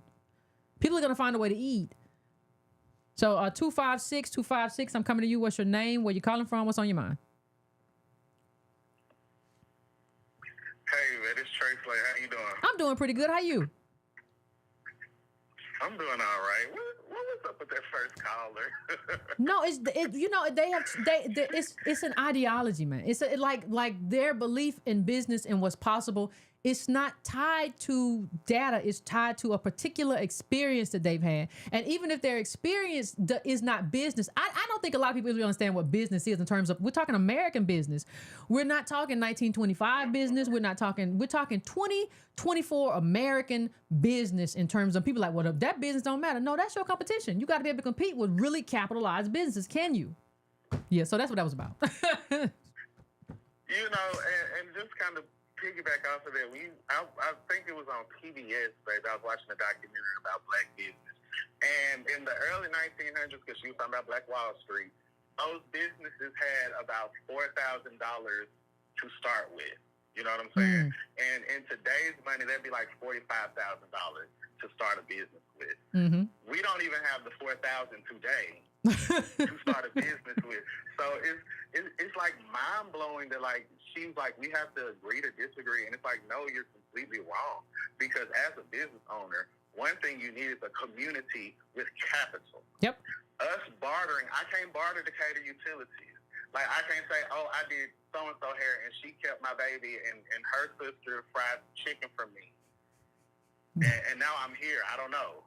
Like, money has to come from somewhere. There has to be some point. Hold on, Trey. Hold on, Trey. And here's the other point. Like, if they had not plundered our communities and set them on fire, we would have more than the 45, because that's generational wealth. It's going to roll down. It's going to build. Some people are going to mess it up. Of course, that happens. Some people are going to lose it. But for the most part, what you would have is a building of wealth in different communities that created more wealth and created more wealth. Every time we were building wealth, white folk find a way to get in between it and to take it away. So that's the why it's not there. You have to work and deal with the why we didn't get the wealth. Imagine you get what was 45 fast then to roll down and roll down and roll down all the way to 2024 and what you have versus what you don't have. Even if I'm not even talking about what happened before all that theft. Imagine if white folks just let us reset in 1920. My great-great-grandfather owned a grocery store in what was Cedar Lake, Alabama, which was a Adolf settlement, a Negro settlement that was put together by the government. You have two of them in the city of Decatur. What they did was they took away the post office from Cedar Lake, which is also in Mercer Baradoran's book. They took the central institution of the community out of the community, which plundered that community. My other great-great-grandfather was one of the first Adolf black men to sell insurance in the state of Alabama. Do you not think that either one of those two men had the foresight to say, I want to pass this down to my progeny? But they couldn't because of what the American structure is. And people want to negate that and tell you that you are wrong. And that you don't have the acumen to have a conversation about business when it's a historical fact that they've always taken it from us. Yeah, they always take it. Like nothing that later. And that's what's supposed to happen. No, I'm saying they always take it. And what's supposed to happen is that, like, the people, like, if you're supposed to have this uninterrupted line of people. And I remember reading this story about there was like four black brothers, like the Adolf's men, right? Went on a squirrel hunting trip. One of them had a car. One of them had a car dealership. One of them had a barbershop. One of them had a grocery store, something like that. It was like four of them. They all were doing well, and they went squirrel hunting because you know, the squirrel is a squirrel. I don't know, but they all got murdered, right? Like something happened. They got accused of something, and they all got murdered. So even when you look at it from that capacity, you look at how many business owners, printing press. I remember a printing press. I'm reading a story about a printing press that Adolph's man had, and he had hired, one of the people he had hired for him was a white man. And do you not know that the white man burned down the printing press? What I'm saying is that, like, what has happened is that the businesses and stuff that we did have, even with all of this stuff that we had going up against us, when we found a way to do it, they stripped it away. And that's always been the case. I'm going to make it personal because there's a story about a black man who owned like a meat processing company that was going up against Oscar Mayer and all these people. Mm-hmm. Think about in the early 1900s being a black man in the South driving any type of vehicle, first of all, and a vehicle full of meat where you're trying to distribute and build a business. Like, how do you think that the business is going to survive when these white terrorists show up to this truck? Yeah, when they figured out. Business is going to survive when the people in the community cannot afford to purchase these sausages because now it costs way more because 2 batches of sausages never showed up. But they have to be paid for. Who's going to pay for that? The black community who is under-resourced. Like, it's frustrating that these are our elders, our elders. That's the older. Yeah, our elders, yeah. Not our elders. Listen, I be coining some terms in there. Listen, these people are in our community, and they're the ones that's going to stand up and be at these meetings because she's semi-retired. And what semi-retired to me is Yvette. My grandmother, she's retired. She retired from Bell South. She got a Social Security check, but she can't fund her lifestyle because everything's going up. So she works part-time as a foster grandparent, and she has the skills. She's a seamstress. Okay. She's been sewing my whole life.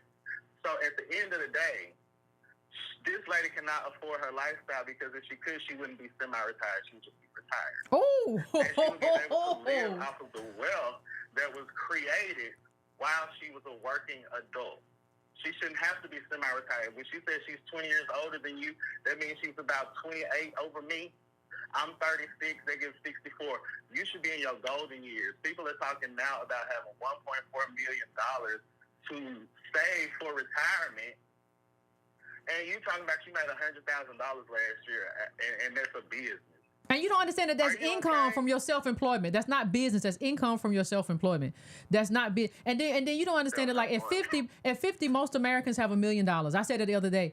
Most Americans have $1 million to in saved at 50. Like, what are we talking about? Like, what kind of conversations are we having? It's like we are delusional, and I don't know how to break that delusion. I just don't. I just think that the people who believe that they just have to go there. They just have to age out. I don't know because I don't know how to address that delusion.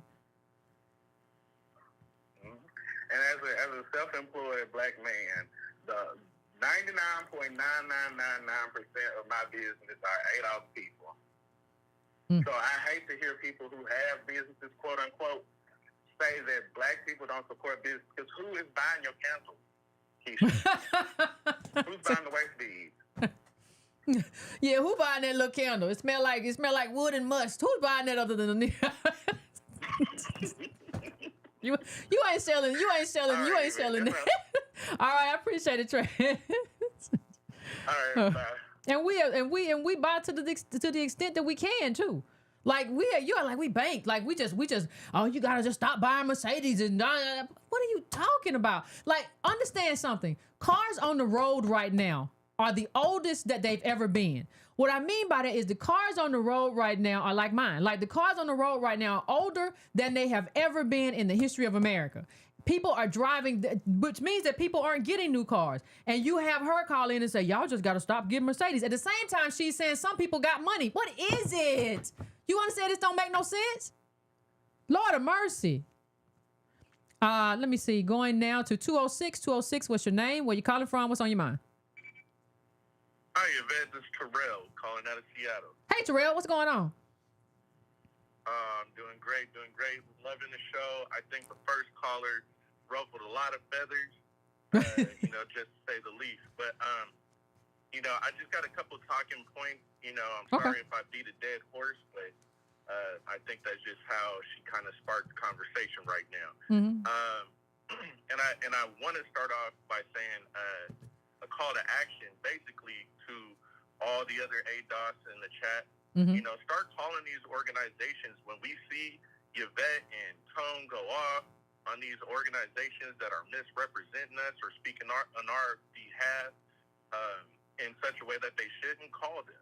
Call their organizations and put them to the fire, right? Be strategic, of course, have your talking points in order, but hold them accountable.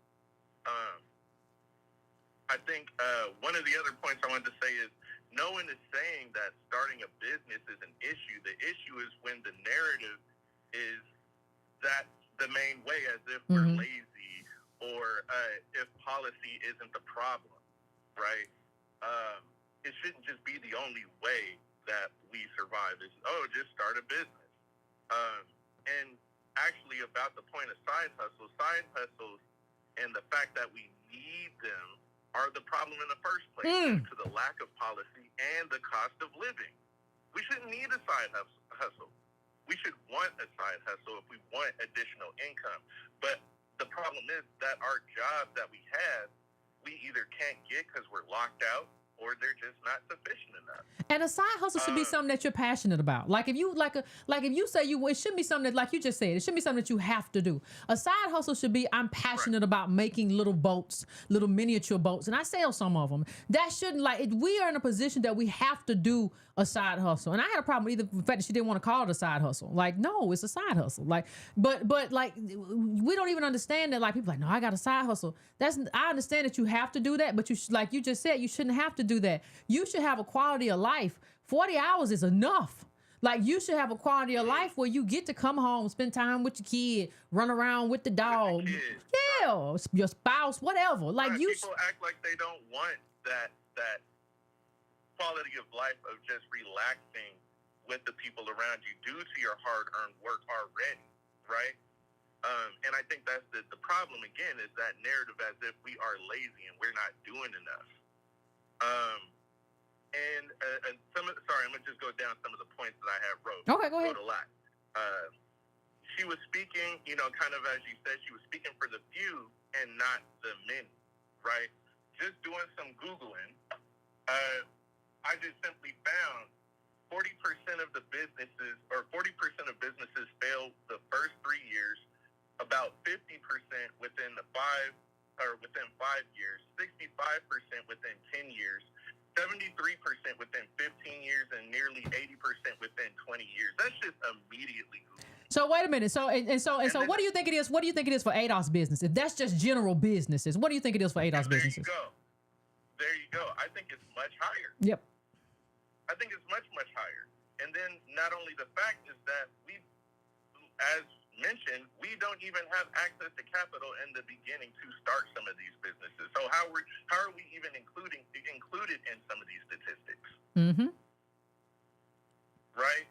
So if we don't even have policy that supports us getting access to capital, or that phrase, right? Getting loans, because that's what it means, getting loans, more debt on top of the debt we already have to take a chance to risk our livelihood even more to get into a business that is likely to fail, right? Mm-hmm. Like, where are we in these statistics? We know what we don't talk about. You made me think about really quick, fam. We don't talk about either. One thing we don't talk about either is how many people are in debt right now because they started a business. Like we don't really talk about people who have debt that's gonna be forever attached to your social security number. It ain't gonna die with that little EIE and whatever you got going on. Like we don't talk about that. that. Yvette, and the other point that I had is she's saying, "Oh, we need education, and this, that, and the third." That's kind of it's interesting to think that there isn't a lot of college-educated people that went off to start a business and failed. That's kind of weird. And then on top of that, to say, "Oh, to bring up Black Wall Street," I hate that talking point because it don't exist no more. We don't benefit. It literally, like you said, it got pillaged. It got firebombed. It's not there no more, right? Yeah, we had a chance to do it. Guess what? That we had a chance. They blew it up, literally. Okay, what's your next talking point? And let me just say this: if you want to make a case for Black Wall Street, you should be the main ones advocating for the people who are still alive from there, right? Because that's what we got to get. Like I see people talking about Black Wall Street and don't even know what's going on with the survivors of that massacre.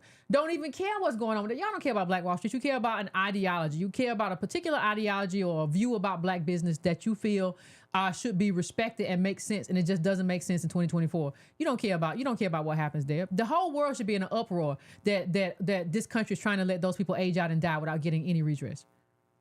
When we know what happened to them. Absolutely. I won't take up too much of your time, but I do want to say, once again, just a call to action and saying you guys don't like what you're hearing from Yvette, Tone Talk about what's going on with our ADOS people. Call these organizations and make them work, right? We can go on Twitter, we can do all that, but call them directly. Let them hear your voice. Point out parts of their letters and supposed trash, empty policies that that's full of fluff and things like that. If you don't feel like calling, listen. AI do stuff now. You can have ChatGPT help you write something if you just want to. If you don't have the time or the energy to write something and point out and then you can and put and send that. And I would do that.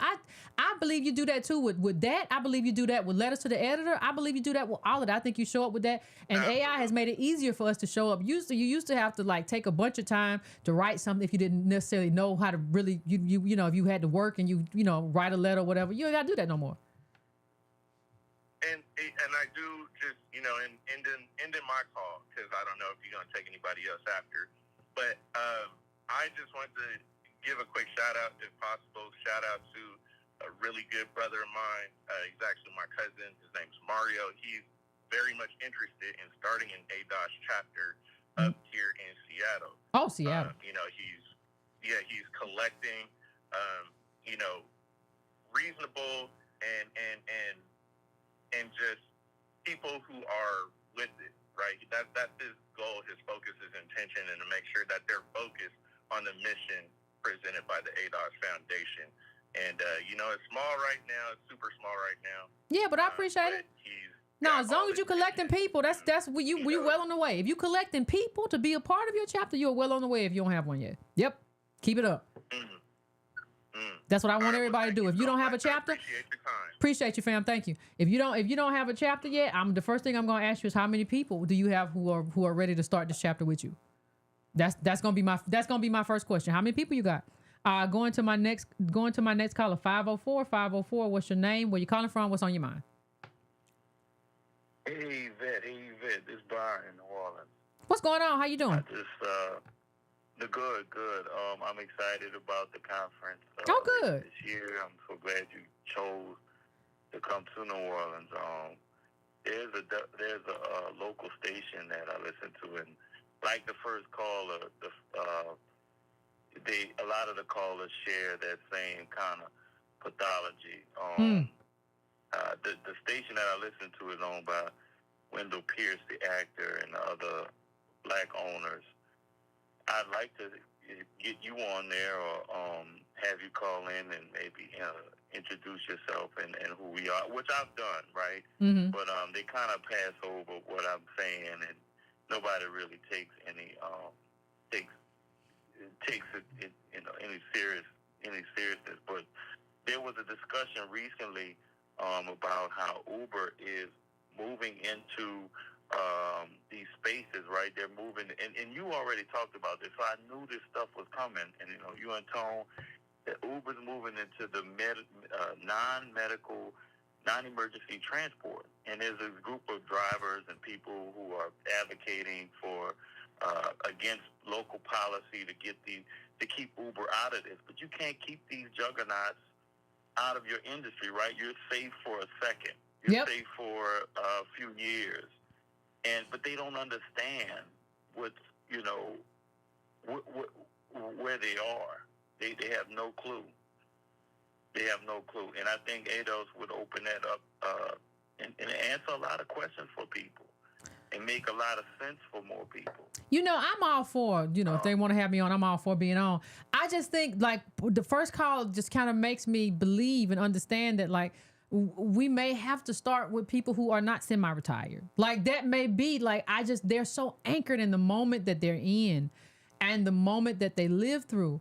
And, like, if you tell them to read a book, I lived a life. And you say, I have data don't mean nothing. My experience is everything.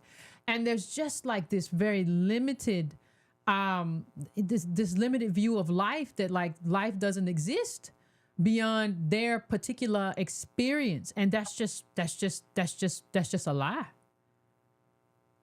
Right. Also, Yvette, I am driving a vehicle from the first Obama presidency, first 4 years. So you're absolutely right about vehicles and us holding on to older vehicles. Well, and it's not just us. Like, all of America is holding on to older vehicles. Like the average age of the car that's on the road right now is older than it's ever been. That tells you a lot about where we are economically. Cars are more expensive. The interest rate is higher, regardless of your credit score. All of that stuff is playing a role. These cars are expensive, way more expensive. Like, everybody. So for you to call in and say, well, you got to stop buying Mercedes, ma'am, that's not what's happening. That's not the reason. Like, you look at a lot of these Mercedes now, even that pass by, they have ADAS in them. They old. Like, they don't even have the body of the newer ones. Like, you don't know what you're talking, and you can't tell people, like, that makes them feel comfortable. Just stop buying stuff like that. You know what I mean? Just don't do it. And it's just not true. And they won't be there. They insist on not being convinced of anything. They believe what they believe.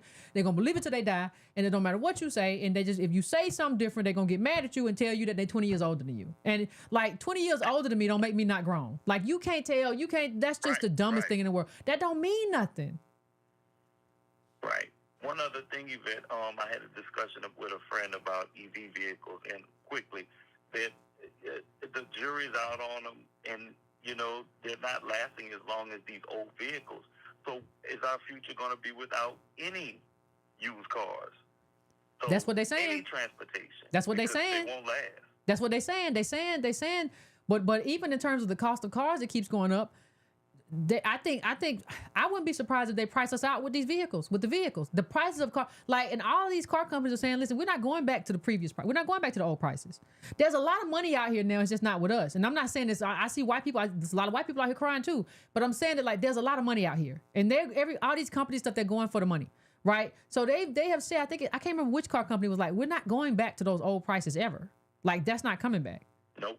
You looking at an $800 a month? I looked at, because my car was doing whatever, I looked at the prices of a car. I was like, I might get a new one of these. You know how much a new Volvo is? It's $50,000. Oh my God. Yeah. To start. Child. To start. You could buy a house. Thank you, Yvette. Thank you. I appreciate you, fam. Thank you, sister. And look forward to seeing you. Appreciate you, fam. Y'all packed in here deep today. I'm gonna try to go to a couple. 347. What's your name? Where you calling from? What's on your mind? Hey, what's up, Yvette? Can you hear me? Yeah, I can hear you. What's going on? Hey, what's up? I haven't called in a while. But yes, I'd like to call in, touch base with you once more. I just got back to watching your videos. I've been a little busy. Okay. But, of course, I'm always interested in this subject.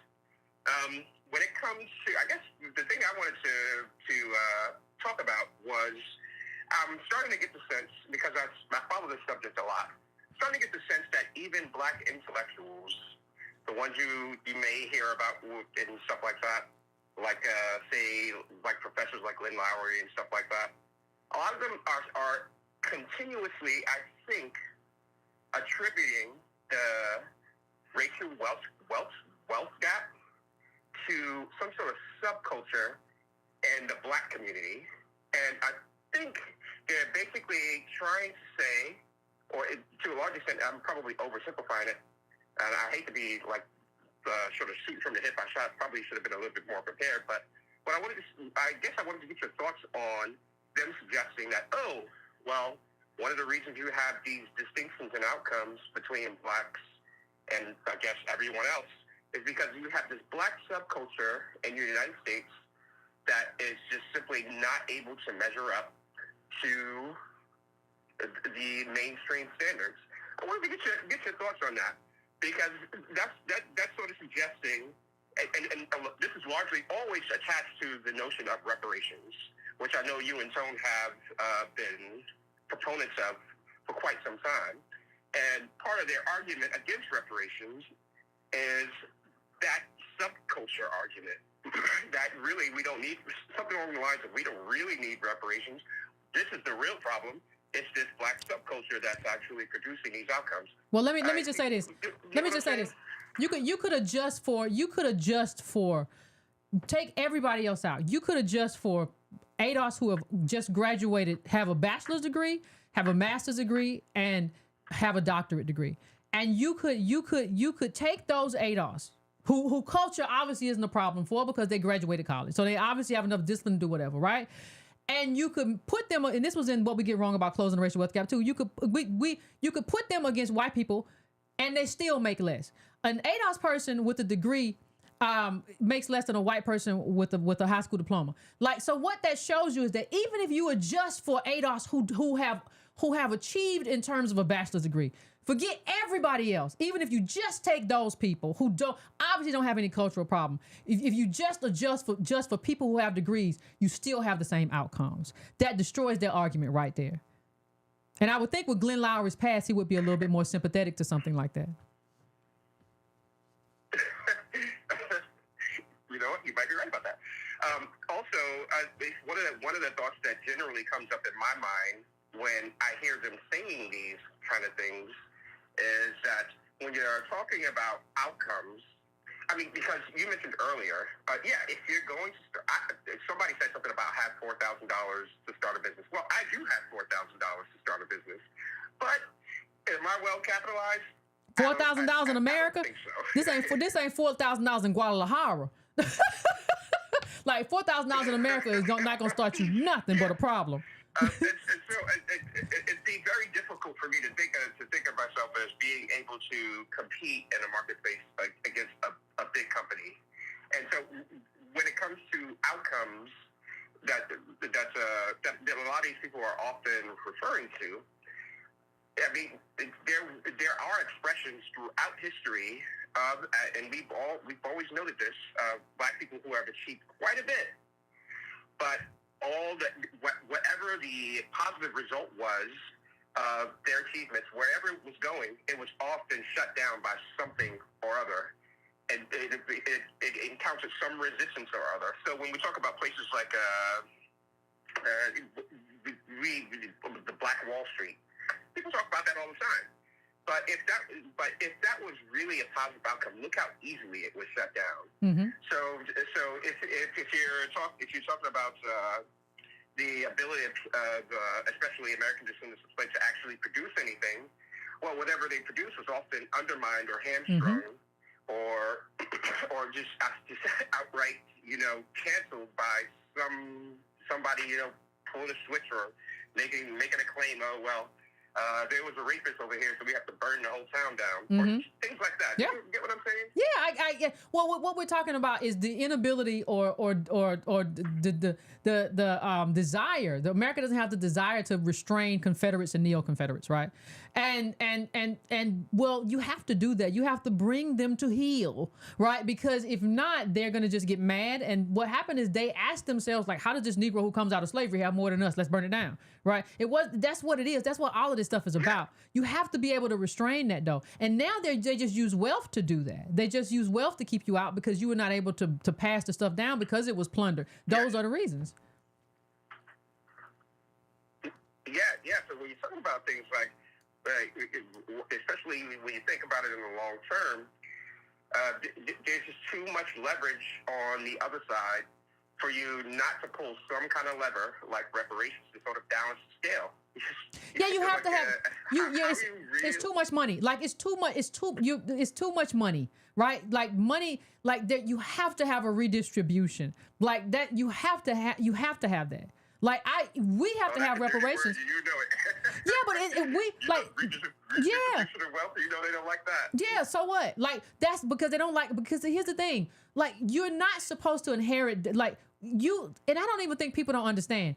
I don't know why they don't like redistribution. When somebody inherits money from their mother or father or grandfather or aunt or uncle, that's a redistribution of wealth. You didn't earn it, right? It came from people that lived before you who are gifting you. You are inheriting something. So if I say I cannot inherit the thing that I was supposed to inherit it because America did not intervene with racist on racist policies and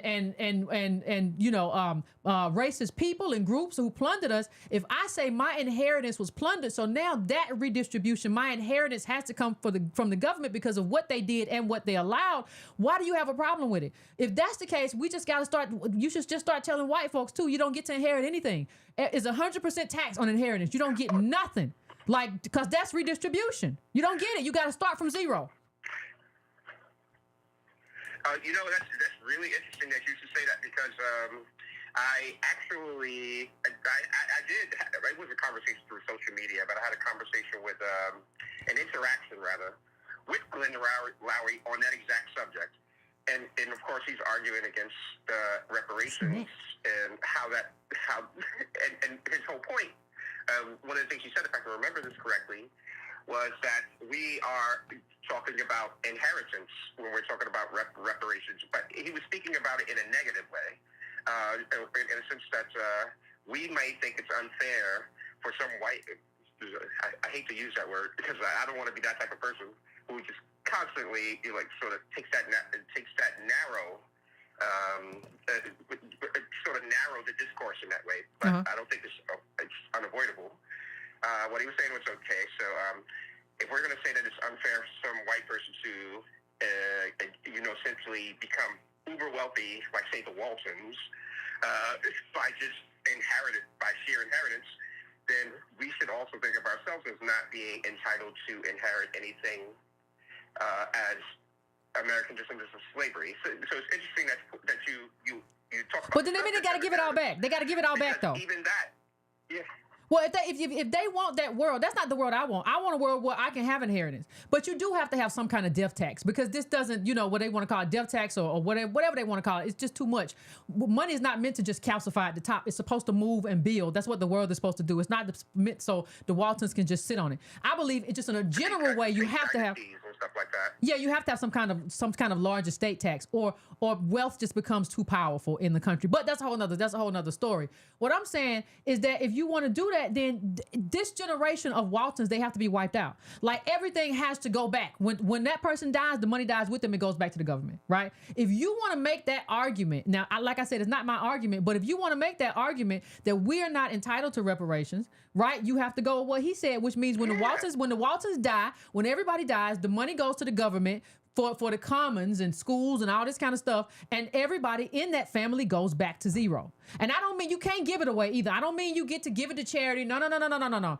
I think all of your money goes back, and you can't. I think you have to put something in place too where you can't give it away in life. They should have did something about that long ago. No, you don't get to give all that stuff away in life. We need to know what you have, and it don't get to give it away in life, because the government need that money. Pay up, because if you give it away in life, those in vivo transfers, you're still giving it. No. It don't get to go nowhere. We know how much you got to file a tax on. We know how much you have. Whatever. You don't get to give it away in life. We tracking bank accounts. We tracking. You don't get to give it away. You don't get to give it to them.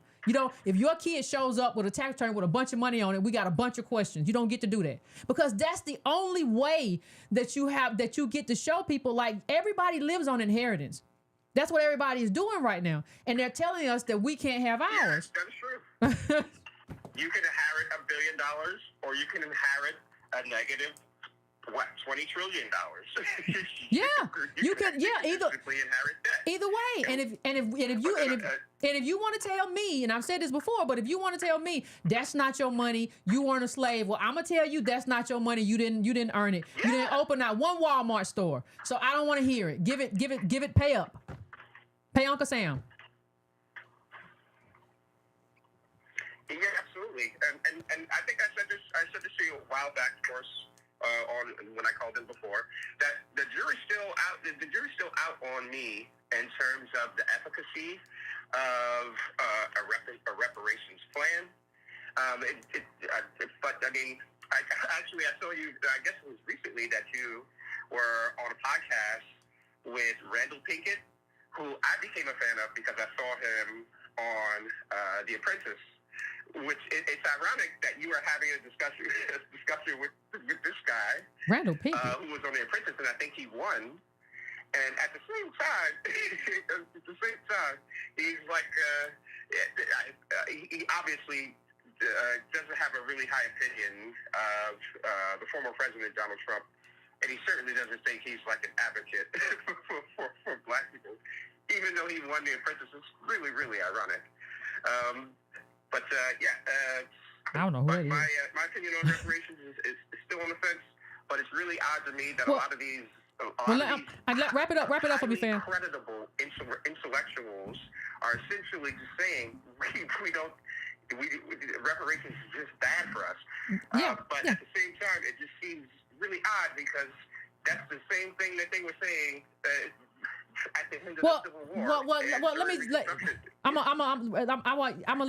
want to wrap it up real quick, fam. But let me just say this. I'm gonna let you have the last word, but really quickly, like, understand that nobody says that for anybody else, right? Because when you look at the Holocaust survivors, it's for Holocaust. A lot of that goes to Holocaust. A lot of that goes to Holocaust survivors and their heirs, right? A lot of even with Japanese reparations, if you read the fine print, there were heirs there, right? Because what they say is that the heirs are standing in the shoes of the people who were suffering. And so we have proved that we're standing in the shoes, that there is still an impact. That should be all we have to prove. It's easy to prove who's ADOS and who's not. Yeah, so like, that's what I'm thinking. So it is that's what it is. I'm thinking. I mean, you can say, okay, I mean, at least you can say we deserve reparations. But it's hard to actually implement that. What they're saying is no. I don't even think it's hard to implement. We know who ADOS people are.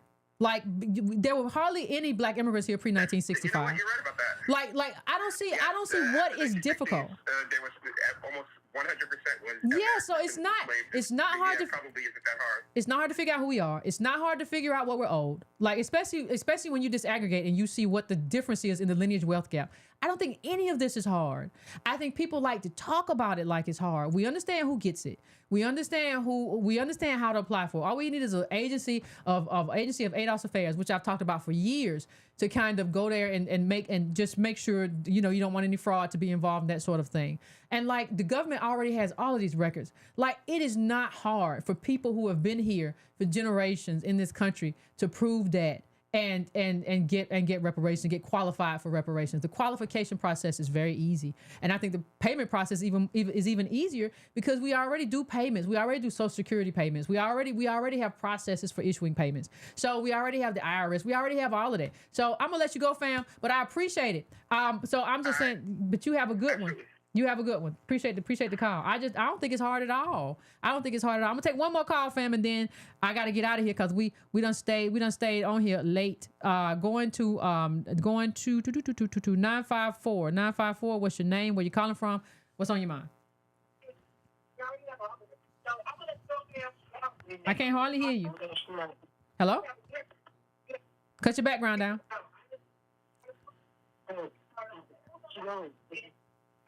Hello? Yep. Cut your background down. You got to put the background down all the way. Hello? Hello? Hi, my name is Gail, Hey, Gail. and I'm calling from Florida. You got to turn it all the way down. I'm calling from Florida. How you doing? Okay. Okay. I've been listening to you for a while now. Okay. I'm in agreement. You know, your first caller, she was just off. She was off the chain. That wasn't even a conversation to have. What I would like to know is that do you have a chapter down here in Florida? I don't think so. No, I don't think we do. Not yet. I don't think so. Not yet. Where are you at in Florida? Where you at in Florida? I have a chapter down here in Florida. Where you at in Florida? You say? What'd you say you were? I'm in Pompano Beach, Fort Lauderdale area. Oh, okay. I got you. Yeah, that's what I really would like to. But if you joined, if you're a member, you'll get you should get a we use the membership rolls based on where you are if you're a member. So when like you don't, if you're a member, you don't really necessarily have to ask because you'll receive an email that says, hey, you're here, we're starting a chapter here, blah blah blah blah, that sort of thing. But you have to if you're a member of the foundation. Yep. Okay, beautiful. I'm gonna look into membership then. Okay, just go to joinados.com. I appreciate it. Okay. You have a good one. Bye bye. Since that was a short call, let me try to go to one more. I'll go to let me see.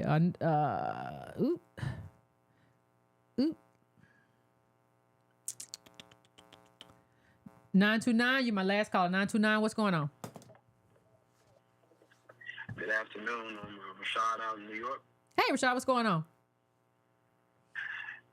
What's up, everybody?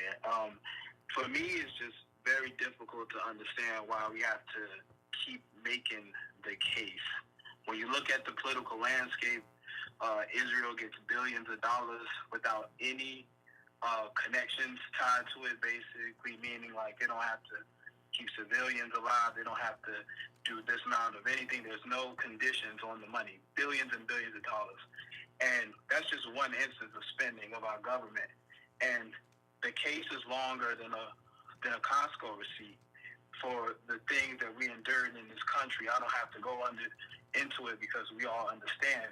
But I think it's important, something you said about what was exactly stolen from us. We have to understand what we are owed. And I just want to say I was listening to Andrew Gillum. He got tearful talking about the Tulsa survivors, the few that are left, back in court again, like you brought up earlier. And he was trying to make sure that we understood as a people, you know, these Fortune 500 companies, the things that run the engine of, corporations run America. Mm-hmm. I don't know if people understand this, but you have, when they're talking about scaling, and just Google some stuff, guys. I'm not talking down to you, but you got to understand the engines of the monster we're dealing with. These Fortune 500 companies, a lot of them started as these same storefronts, mom and pop things, but they were obviously working under the real American dream as we were living in apartheid. Mm. And these things, these small mom and pop stores, they were able to take advantage of everything. I don't have to tell y'all the story. Y'all know the American dream. They're telling you it exists for everybody that we all know isn't equal. So understand that that was what was stolen from us. Let me give you a quick stat.